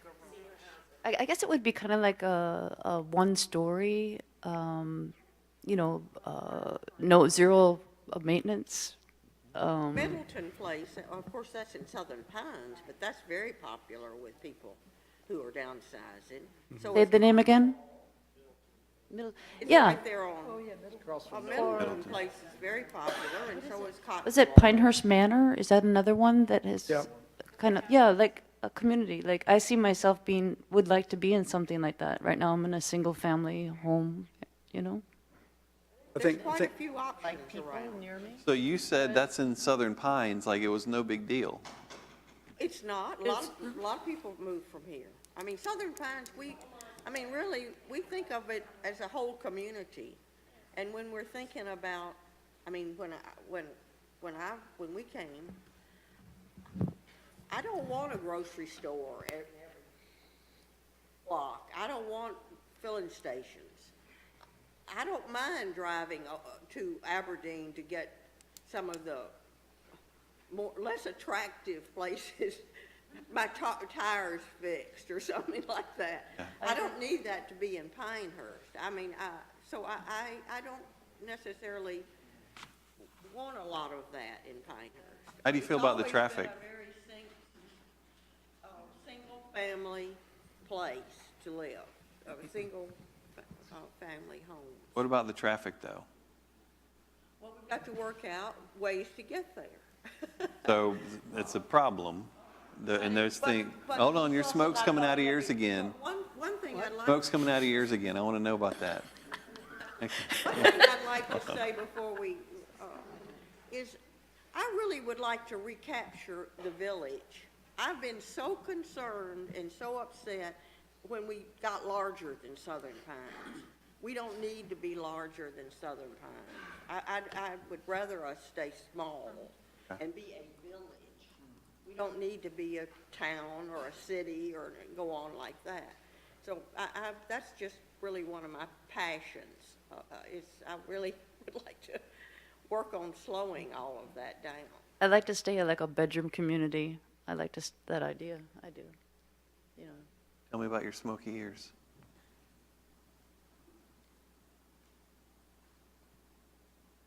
I equated the not minding driving out of town to traffic, and you. You're just, You don't, there is no traffic around here. Not really. It really isn't. Depends on where you came from.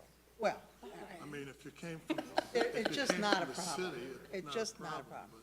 I think if we put stop sign or traffic light signals at the circle during peak periods, like it would only run like maybe prime time. If people would slow down and they knew what merging meant rather than getting to the end of the thing and trying to accelerate hard into the circle, life would be better. But, build up your speed and move yeah, right. Well, and some people feel like they can't move into it until it's completely clear. Well, that's the merging problem. well, I think, to what you were saying about. It's just not that hard. but Brian, I think Brian's point, or part of it perhaps, was you're trying to help us and make us link one discussion area, which has been housing a little bit here and neighborhoods, to the issue of transportation. And if it's okay, as Ann is suggesting, I tend to agree to go somewhere else to get your car fixed or go to a big grocery store. Okay, we don't need that in the confines of Pinehurst. But the point you're making, I think, is there's a transportation squeeze about that, which most people are concerned with. A lot of us do come from other areas. Transportation and traffic here is not all that much of a problem. We've all seen the growth, though, and that's the scary part. I think people see what's happened in the last 8 years or so with the growth of traffic and all, and that's happened pretty quickly. So we're going to try to figure out why and do something about it. But you're trying to link, I think, one section to the other, which is what we need to do to come up with a very comprehensive plan, right? Absolutely. Okay. You got it. All right. We may have a better, Fine, that's fine. we Yes. may have a better fair. idea of building and quote the apartments of what the impact of traffic is when the three things are put together, the apartments and the brewery and the rec center, but all that traffic will be away from where we go all the time, so we probably won't pay much attention to it. You gonna say something? I think you had your hand up. The comment I was going to make in terms of transportation is, today I can drive, but I may not be able to drive when I want to stay in my house. So I know I wasn't here this morning for the transportation, but I think, to me, it's a concern of what are we going to think about to help all of us as we age, whether it's in place or even at a home, to get us around to the amenities that are outside Pinehurst where we really want to stay. That's all. Yeah, it's the idea of aging in your home, in the home that you've been in forever, is it isn't necessarily a national trend, just to be clear, and it is available to some people, and it sounds good in theory, and I think in practice, even those who can't afford it find that being trapped in your home, even if you have someone to come take care of you, isn't that awesome. You'd much rather be with other people. And so as you think about things like, do we want sidewalks? Back to sidewalks. And let's say you're at a point and your doctor says, yes, you've just had your hip replaced. You need to make sure you go get out and walk for an hour every day, and you're taking laps around your kitchen. You may be wishing you had sidewalks. I don't care if you have sidewalks or not, but just bring it all together, as you pointed out. Yeah, but you're saying we moved out of our house that didn't have a sidewalk anyway. So now we have a place that has a sidewalk, so probably. In Southern Pines, In a different place, yeah. yes. Part of the. I think, I'll just throw out a crazy thing. So I have a friend who describes her house as her toe tag house. I've never. Her what? Her toe tag house. Yeah, right. And I'm like, oh my God, that's pretty stark. But I'm not interested in that either, like Mary Ann's talking. So public services over here. Sounds like from everything we've talked today, we could have a grocery store.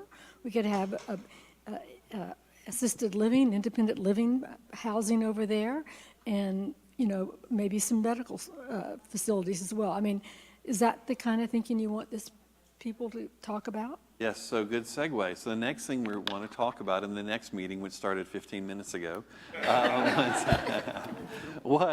is community amenities and things like that. So what sorts of things would you like to have? And what things are missing? And in Pinehurst, not in Southern Pines, by the way. I don't think we have to have every amenity in Pinehurst. I mean, we're so close to Southern Pines and Aberdeen. I really kind of look at it as just an extension.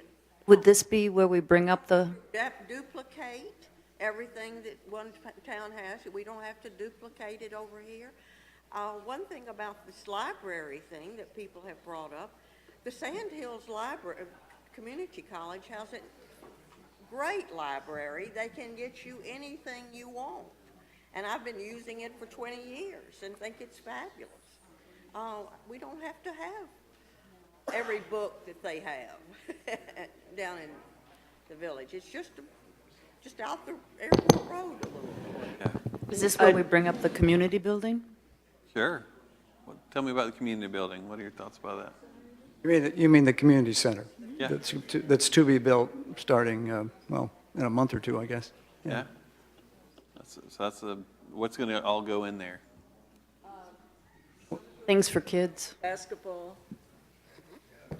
Well, as that concept developed over time, it grew from just being a youth place for basketball to what many of us were interested to have was a center that would meet the needs of a lot of the community, the adult population as well. Okay. So the term community center became a better way to describe it, and that's what it'll be, I think, than just a recreation center. And that's an amenity that's intended to meet the needs of a whole variety of population, from younger folks to middle-aged folks to older folks. Well, and that's actually interesting to think about. Your point about, well, we've got this and that and the other in other communities that are nearby. I will say that the idea that we'll just use other communities' facilities and obviously in commercial endeavors and things like a place to get your tires changed and all that, that's different. But when it comes to, actually village provided kind of stuff, services and all that, I think that's really more along the lines of what I'm thinking about. Surely you don't have everything you need here, really. Oh, well, so I like whole foods, so I should not live in Pinehurst. I should have made the decision not to live in Pinehurst because it doesn't have Whole Foods, or I decided to live in Pinehurst, and I really think I should have a Whole Foods here. Or Marshall's. I miss Marshall's, but... One in Sanford? And what? Oh, it's... I found one in Sanford. Oh, no, that is like the worst Marshalls in the world. And the one in Cary is just as bad. But, I should base the environment I live in because there's no Whole Foods here and there's no Marshalls here. I mean, I think that's ridiculous. No, I don't think, if you're reflecting to me what you think I said, that's not what I meant. I didn't say that. And I think really what I'm suggesting is that businesses aren't necessarily amenities. Okay, when I say an amenity, I don't mean a business. What I'm talking about is, are there things, like every place we go, they're like, we need a pickleball court. Like, I don't know what to do with pickleball all over the country now. Everybody wants pickleball. And We have. so you got one already. Okay, there you go. So I'm just using that as an example, but that's an amenity, right? That's a community amenity. Exactly. Splash Have pad. parks We with have walking everything we faces. need. I think that you're making a good point in that, though, you have to make priorities, you can't get everything. You know, you can't get, an apartment building and 20-acre zoning, you know, what have you. So you pick and choose what are your key things, and the people who came here, they picked and chose the things that were key to them. It wasn't important enough to have some things that they were gonna cut this area out of their thing. But at the same time, if some things start coming in that aren't in alignment with the area, it could be enough to push them out. And I think that's one of the things that, you know, trying to be considerate of is, you know, there's lots of other places that people can go. They chose this because of what it is, and I think people are getting concerned that, too much could be changing and becoming something other than what they chose. Okay, good.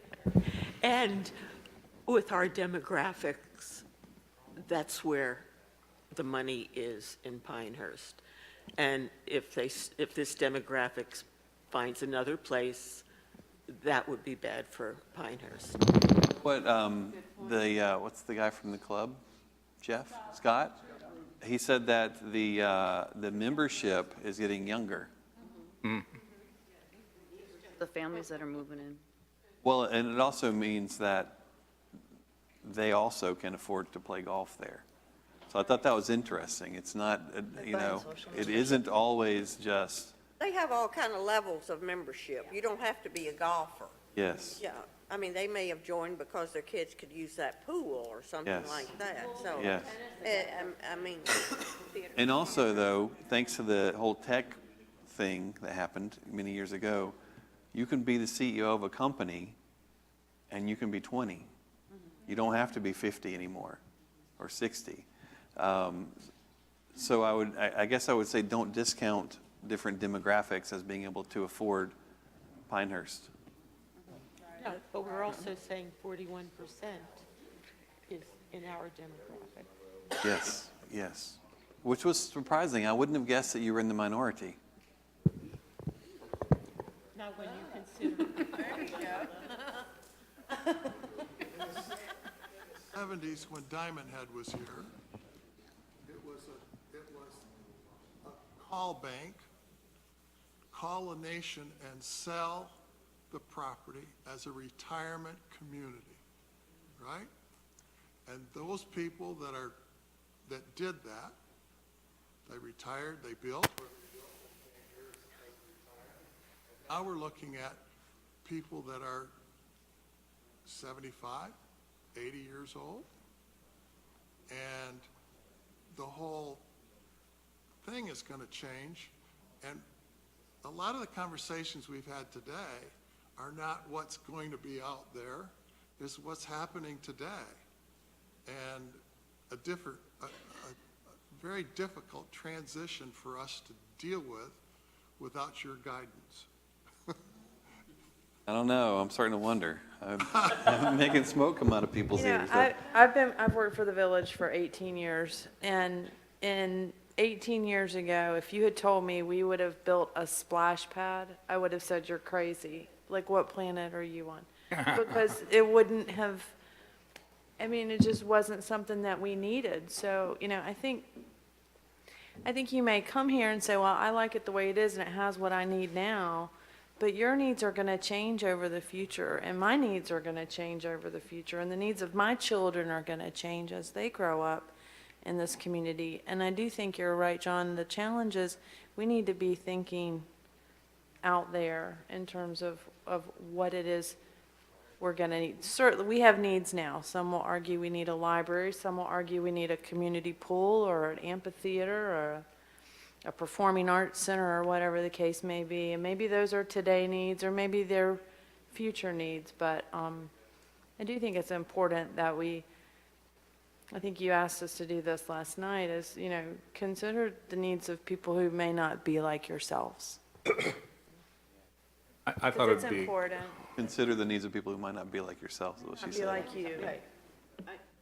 Second, Kevin's got something. I was just going to try to make the point that the village was built to be an amenity of the resort.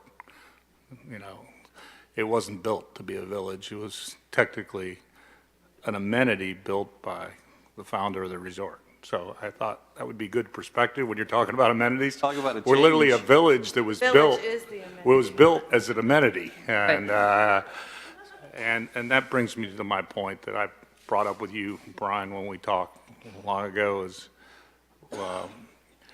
we are all of a sudden we got cut loose. We're a company town. So, and now all of a sudden we became a municipality in 1980, and we're only 38 years old. We're a youngster. So that's why your question is such a good one.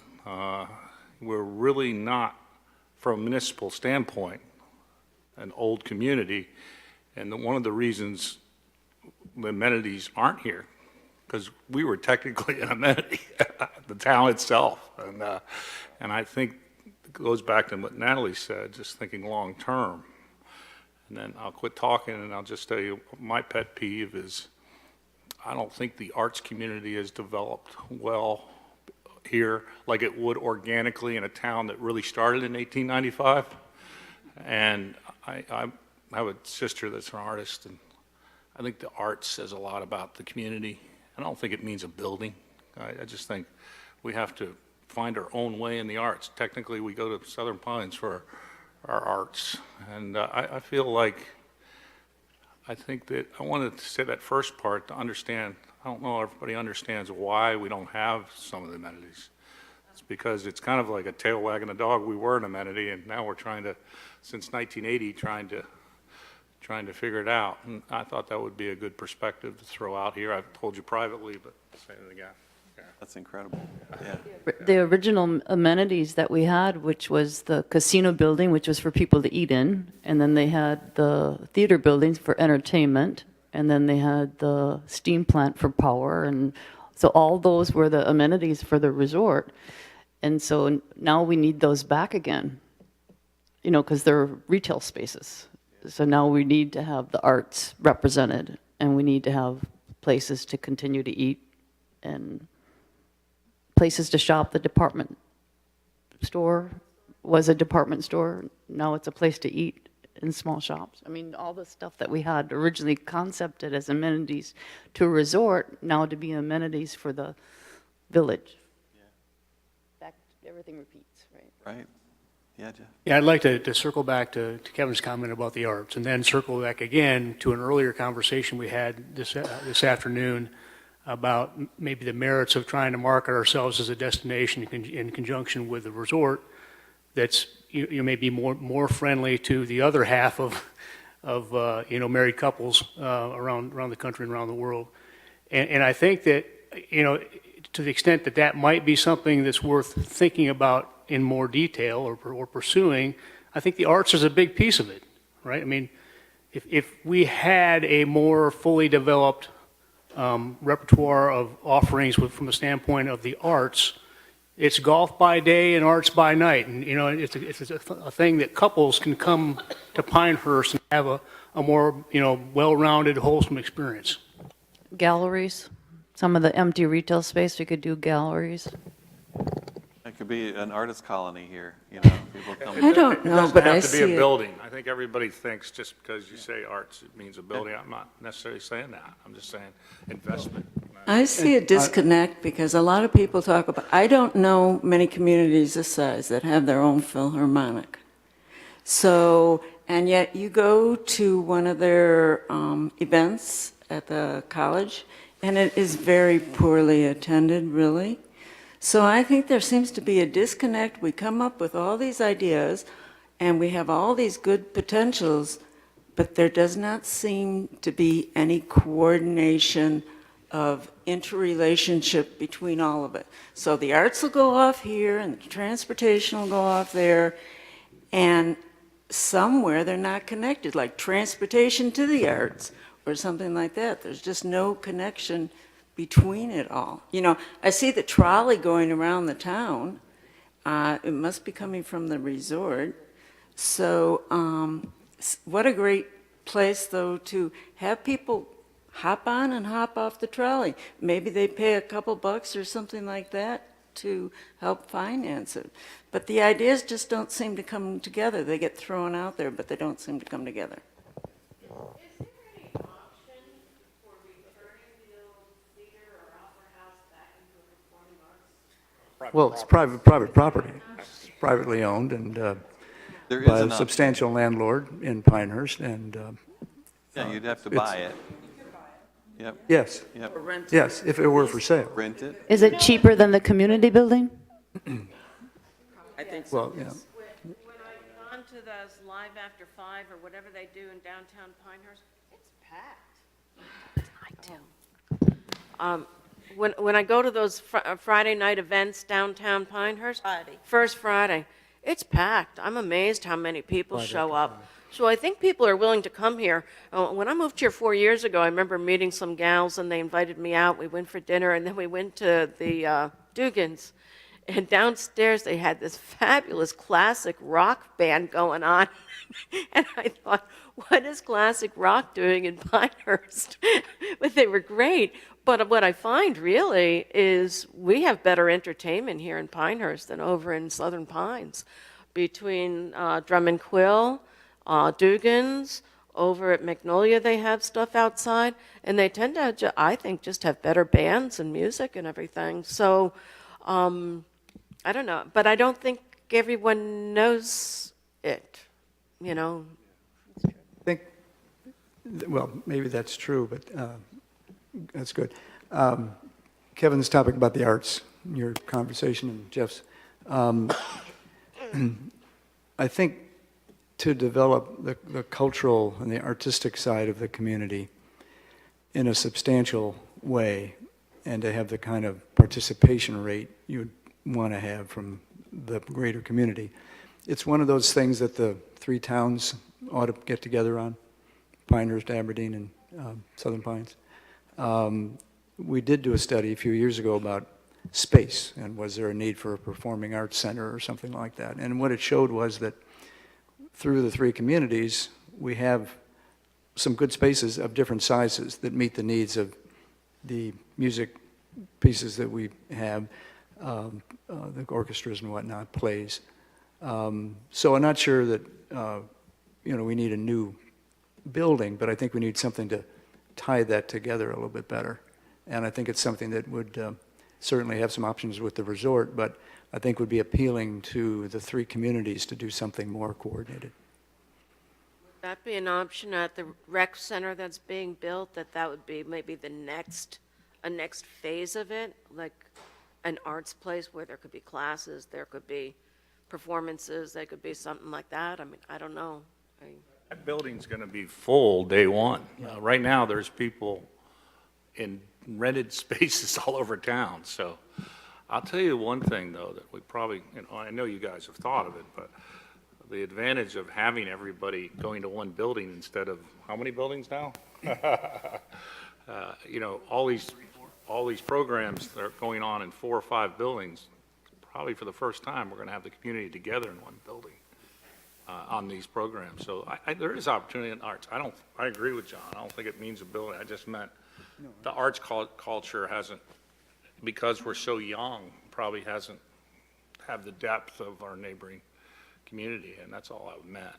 What other buildings are they using besides that one that's right there on Rattlesnake? There's other places that they're holding? I thought that was the only. What other buildings are they using They're presently? using a lot of the school gyms and things like that. Schools? This room right here had violin lessons, still does, I guess, for a little longer, yeah. What's, a lot of the discussion that we've talked about is a protective position. We're protecting something. I think a lot of it has to do with the character. When people, that words come up, character, want to protect that. What does that mean? Charm.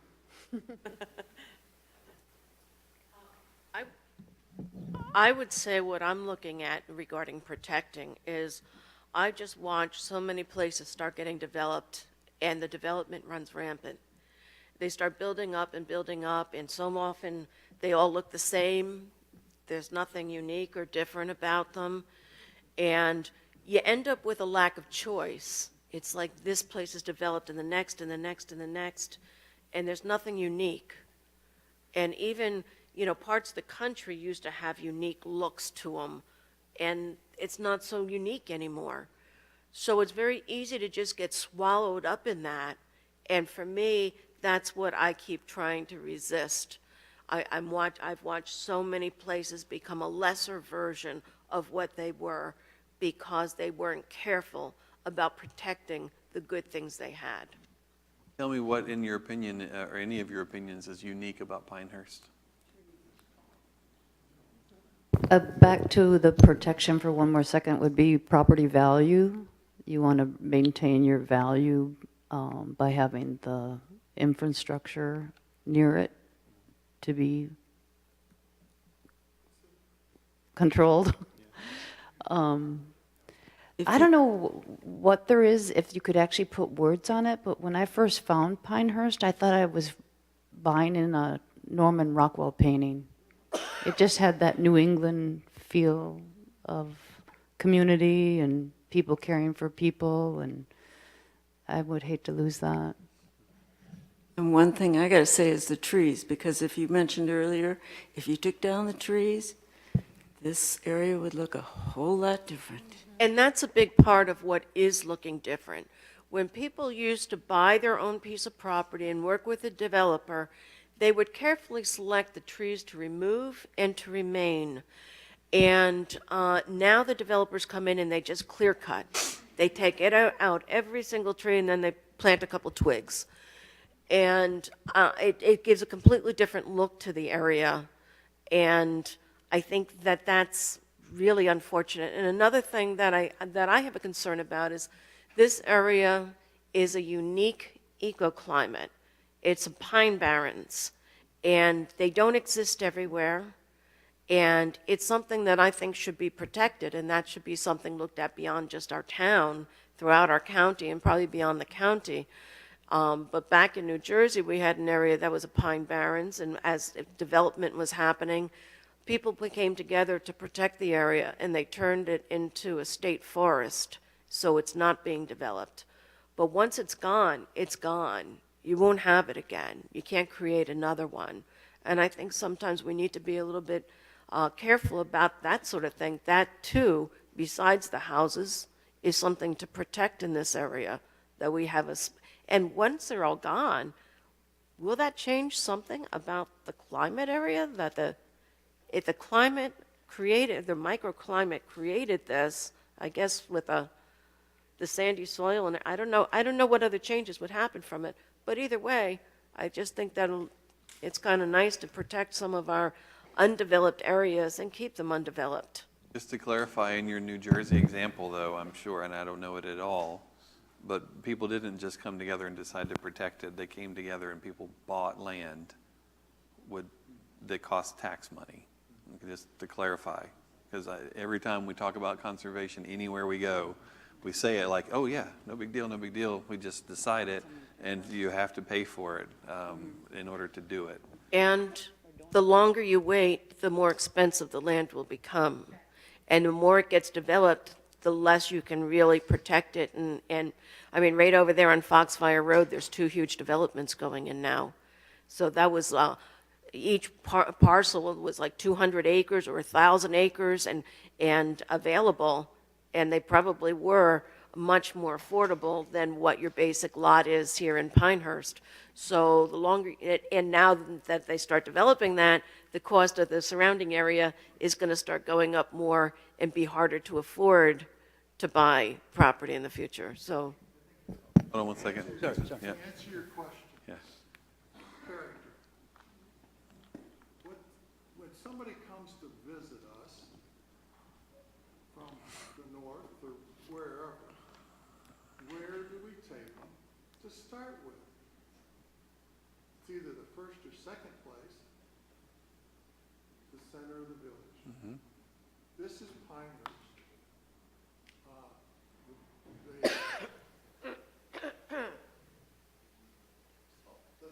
The other things that we talk about are nice that's there, but the center of the village is the character of the village. Everything else kind of either adds to it or is part of it. The parks. But the pines, Well, I think the pines are critical to our area. I'm not saying the pines are not critical. I'm saying we have the unique thing about the village of Pinehurst is that there was one view of what this village should look like. And that came from a family that owned it for 75 years. And that's what makes it unique, because one thing is that Kevin owned the whole thing and he made the decisions. If I wanted to buy it, if I wanted to build on that lot, Kevin had to say yes. But in all the other communities, we all owned the land. We all had a little piece and we did whatever we wanted to with it. In this case, it's unique because for that period of time, only one person said, the family said, this is the way it's going to look, and it's my business. If you mess it, you can't mess it up because I control it. And those kinds of things I think we have to protect. And there were various things that were done to try to make it happen, but that I think is the key to the character. I agree with you. The first thing I do when people come from out of town is bring them up to the village. It's helpful to get everybody to answer that question, because some people haven't answered it. Yeah, who else? What's unique? That question. Well, first of all, I think it's the visual, which John's talked about, Marianne talked about. It's the architecture, the curvilinear streets, which we've argued earlier in some of the discussion today are a hindrance to some degree, finding your way around town like that. But that is also a part of the ambiance and the character of it. And I think, too, taking off on John's point, even though the Tufts family were great benevolent dictators for 75 years, and I mean that sincerely, it was wonderful what they were able to achieve. The other neighborhoods that have grown up, as we've talked about a little bit this afternoon, are also very attractive places to be, but we want to make sure they're not overgrown by unfortunate developers who are doing one-off houses here and there, and we've already lost that battle in some places. Once people are here, then part of the protected issue is how we treat them. And as Bert mentioned earlier, and it's particularly true in his neighborhood, people get to know each other. They want to know their neighbor. They want to join neighborhood groups. They want to be part of an HOA. They want to be at the club maybe, or they want to do something in town. They want to volunteer at the visitor center, these sort of things. So then it's blending people into the community. And that, I think the village has also, the village community, the population here, has done pretty well over time. I want to get to know my neighbor when my neighbor first moves in, but not, I can't do that because I'm too upset and angry about what they did with the property. They clear cut it, they put a small house, and they didn't do anything with the storm drain water. So I'd love to go over and say, hey, welcome to the neighborhood. But instead, East, yeah. Well, and I, as I mentioned earlier in a different discussion, I think that's where some of our ordinances, our municipal code, the way we are able to manage village government, which works very hard today in these issues, but I think we the population and the council members need to be encouraging that sort of protection, enhancement, ordinance change, whatever is necessary to the degree we can under state law. Right. Well, and one thing too, not that I'm condoning it or suggesting this is a good practice, but don't get too worked up about the trees getting cut down. I was in my hotel this morning, and they have historic photographs all around the walls, and this place was like clear cut. Oh, yeah. Yes, it was so clear just so you know, but we know better now. $1 an acre. We know better now how, and we can work with trees, and so the developers all should be doing so. But it is part of our character, and I think that, you know, when we think about character, maybe it's helpful to think about character with a big C and a little c. And when I say the big C, I'm talking about what everybody called attention to earlier. It's the character of the village center, right? That's the big impact area. That's what That's, for most of us, when we chose to come here, that was the visual that drove us here. But by the same token, all of our neighborhoods have character as well. And in some cases, they're fairly distinct, and in some cases, they're kind of common. But they all have the curvilinear streets. They all have maybe substantial vegetative growth. It's interesting to note people were commenting on pines. So I think if you really take a close look, pines are less important downtown, right? There's a lot more magnolia and hardwood trees and stuff there. But if you get out into most of our neighborhoods, that's where you see the pines. Right. And that's where you see the pine straw. You know, pine straw is kind of part of our character as well. Not everybody has it. Some people have grass, some people have a mix. But there's a lot of pine straw out there. And it's a distinctive look about Pinehurst. Another thing, comments about some of the new construction and ding, ding, ding, one house looks like the other. That's something that's not part of our character as well. And so, maybe the right word is it's eclectic. No matter where you go in the village, because we grew up over time through infill development over a period of probably decades, what you see is an eclectic mix of types of construction. The other thing that we say, the developments today are, same kind of house, da-da-da-da-da-da. Pinehurst did that too. Back in the day, in 1897, 96, someplace in that area, they built 4 clusters of houses. They were all the same design. There was one over here, one over here, one over here, and one over here. Next design, dot, dot, dot. They didn't put them in a line, so you couldn't pick them out real carefully, real easy. But they did that also. I think I'm in one of those. The other thing too was back in those days, there was a different understanding and sophistication when it comes to design, and there were clear styles, architectural styles that had rules that went along with them.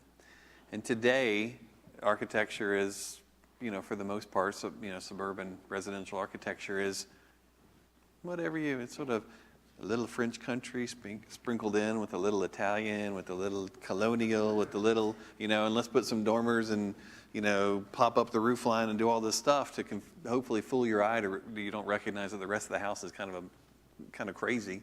And then, the trees will grow up one day, and so we won't then notice. And it's a different time now when it comes to the design component. We've lost our way a bit.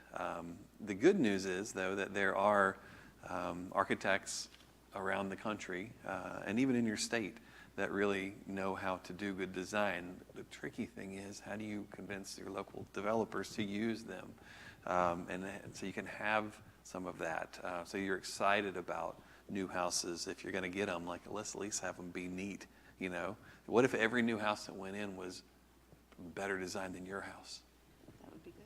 You wouldn't be too upset about that, probably, but that's not often the case. Most of the time, it's either. Let me give you my just like summary comments on the last 2 hours here, which I haven't said much on. But I tell all of my friends about Pinehurst, you can spend any amount of money you want to live in Pinehurst. That's a good thing. You can spend $100,000, get a condo along Route 5. You can spend millions of dollars, anywhere in between. So that's a good thing. It's not a bad thing. For people as the military families, you can't wave the flag on Monday and not want a military family to live next to you on Tuesday. Don't even say that. How can you possibly say that? Come on, folks. You can't say, I don't like the look of that house because it's not like mine, or it's not what I like. When we got the survey on Pinehurst, the one that just came out, my wife and I talked for a while on, what is it that we don't like about Pinehurst? Because they kind of asked that question or something like that. I said, what I don't like about Pinehurst is people saying they don't like Pinehurst. It pisses me off. 95%, if we went item for item for item, that 100-point checklist, we'd exceed whatever it is by comparison on 95 of the items. And the 5 items that, we'd like to see changed, chances are we can't do anything about. We can't do anything about what a house looks like. We already said that, you know? I mean, there's a lot of things we just can't do. We can complain about it, but, you know, these letters to the editor that are in a pilot, if somebody's passing through and says, geez, do I want to live here? Let me look at what the people are saying. Well, holy crap, no. Look at these people are angry about, you know, dogs barking, about, you know, what the houses look like on Morganton Road. I mean, would you really want to, the Chamber of Commerce statement? It is not a Chamber of Commerce statement, you know. So it really, the frustrating part of it is we have so much good stuff. I mean, I understand about the future, and I understand, you know, we need to know where we're going, or we'll end up somewhere we don't want to be. I get that. That's why I'm here. But, you know, to think we're starting from a bad place, or, you know, that something is really, really wrong right now, I don't get it. I really don't. I think that's pretty much it. I'd like to speak to that. I think that one of the concerns I have is we keep looking at the future as how do we want to develop it? What, you know, progress. It's all progress. We got to develop. And what you're saying is what you like about this area is what a lot of us like about the area is that it's not overdeveloped and it's mostly evolved over time without the involvement of developers. And I guess that's why I'm here, and I think a lot of other people are here, is that if you're not careful, the people will come in and they will develop and they will turn it into something other than what we want. So to me, it's more about how do we protect what we have for the future rather than how do we come up with a whole new thing that Pinehurst should become. And I think that people are afraid of that last part happening. I think Both of them, because you may have to develop, as we look at Pinehurst today and all the things that we're here, and there's a lot of people who aren't here right now, by the way. There's a whole bunch of constituency because of the timing of this, by the way, that can't be here. But I don't know that anybody wants to necessarily change it, but I don't know that you can stop the evolution. So we're all here because we care and we want to have a set of guidelines, maybe, once again, so we have a target. But control versus trying to manage something are probably two different things, depending upon to what paradigm you want to follow. And I think we don't want to lose what is wonderful here that probably 99% of the people really love.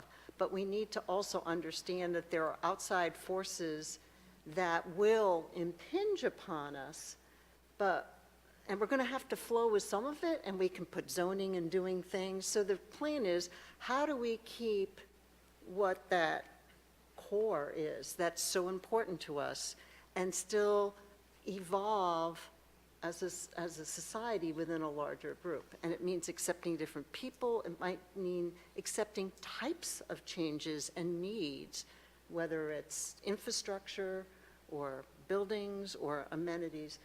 And that's what I think this is all about, is how do we get all this mishmash of passion that we all have and direct it into something that we can say, where do we want to be in 3, 5, 15, and 20 years? And then what is the demographic going to look like? And because I was thinking about this whole 41% last night, and I'm there, she described it as a funnel, but you know, what's the renewal of that, and where do the houses go, and do we really need more, or where the changes are? There's an awful lot. We have a lot of discussions. I know we've had a lot of discussions about how do we get to a smaller house so that we can stay here. And so all those things are going to come together, and that's what I hope.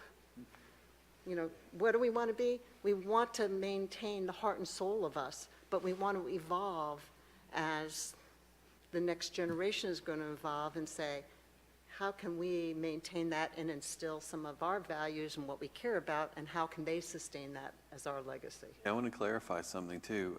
You said, you know, this place has evolved naturally over time without developers, but in fact, from the very first building built, it was all developers.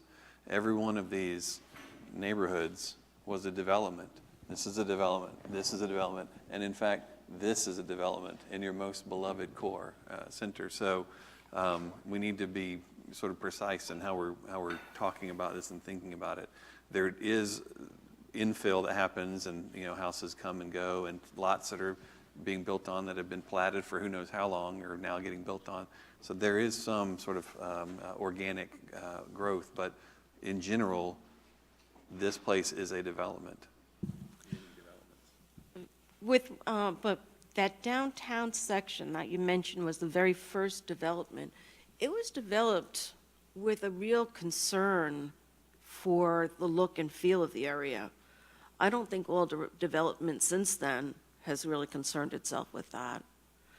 And I also find that, while things will evolve over time, but it usually happens organically. I think way too many things are trying to be controlled. And I just think about this town I lived in before I moved here in New Jersey, Asbury Park. It was a beautiful beach town that suffered from riots in the 60s, then from white flight, and then it went downhill, and it became a total dump. And then organically it started coming back. As usual, the artists and the gays came in and started fixing things up, and little by little more and more people came in, and it was all coming back very organically. About the time I left there, the city paid some developers $56 million in our tax dollars to come in and start developing it. And now it's being really overdeveloped. They're putting in hotels, they're putting in high-rise condos, they're putting in all this stuff, and it's more like Manhattan. It's not people in flip-flops at the beach anymore. It's women in 6-inch spikes coming in from Manhattan. It's mostly New Yorkers that have taken over that town. And what had been really kind of a fun and funky and charming town that was evolving naturally from the people being drawn there has turned into something completely different because developers came in and started changing it into something else. And to me, that's where I get concerned about these developers. Are they turning what we have into something other than what we chose to live in? And that's where I think we have to really be careful, because where people can make, it's like that in Field of Dreams where he said, if you build it, they will come. Well, if you let them build it, they'll come. As long as we let them come and keep building cheap houses and really poorly designed and unattractive and cut down all the trees to shove these houses in, they'll keep coming until there's nothing left to build on, and then they'll find another nice place and go and destroy that. And that's where my big concern is it's not so much that these things are evolving or that they're getting better. They're getting a lot of times destroyed from what they were.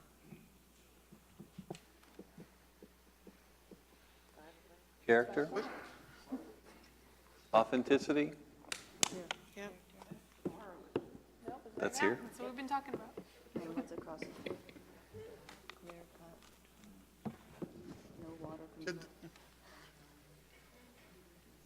Let's go back 50 years. And we are now back 50 years, and we're trying to plan for the next 20 years. And we do our planning, but we don't have much control. And we've identified the village center as our character. We don't want anything to happen to that. That's our essence, and the golf courses. And we talked about different neighborhoods. Different neighborhoods that you just pointed out have their own character. They're unique for various reasons. So it's like, well, we're here now trying to do 20 years, and it's like, what are the things that we don't want to change, period? What's the real character of the village? Well, personal opinion is the center of the village. And the next thing is, well, what are the things that we would like to improve? Okay. To me, maybe it's a circle. To somebody else, it's something, and those things long term. What we don't like, the red dots that we did Right. last night, or, yesterday. It's like, can't change them, just don't like them. But is it going to change what Pinehurst is? Yeah, eventually it may be. But it's like the amenities that we started talking about earlier, was a lot of the amenities need a plot of ground. And we have, if we don't have enough ground, then maybe we should think about investing. We bought the land out on Chicken Plant Road. It's like, that's a long ways away to do anything with, and there's probably very few people that know that it's there. And why it's called Chicken Plant Road, I have no idea. I tried to find it, but I couldn't. But at any rate, we have the land to be able to be flexible with the community as it changes and its needs change. We just have to be clearly able to identify those three things. Now, we did a lot of dot placing last night. It was fun. It was interesting. I'm sure that you can put it together. It's like this wall back here of piece of paper. It really identifies some of the things that we would like. Well, my understanding was that in 20 years, that describes the community. Now, I don't know how you've dealt with graphs or duplications or whatever it was, but that would be interesting to see what do we think of the village should be in 20 years? And that wall kind of says it. I need to leave. It's to go to a art council. I'm on the board of the art council of Moore County. So my last word is infrastructure and right-of-way protection. Got it. All right, so it's 5 o'clock, the end time? Yep. Okay, these are the end times. All right, so we have more meetings tomorrow. What's the first meeting tomorrow, Becky? All things green. All things green. So for everyone who's interested in talking about things besides developing, that's a time to do that for sure. It is at I'm glad you talked. I was worried you weren't going to say 9:30 in the morning. What will that be about? I mean, what? Conservation, recreation, green stuff. How are you going to differentiate the second meeting tomorrow from what we just did? What's the second meeting? What's it called? The second meeting tomorrow is village character and authenticity. Weren't we just doing? What does that mean? Right. That's what we're trying to. Oh,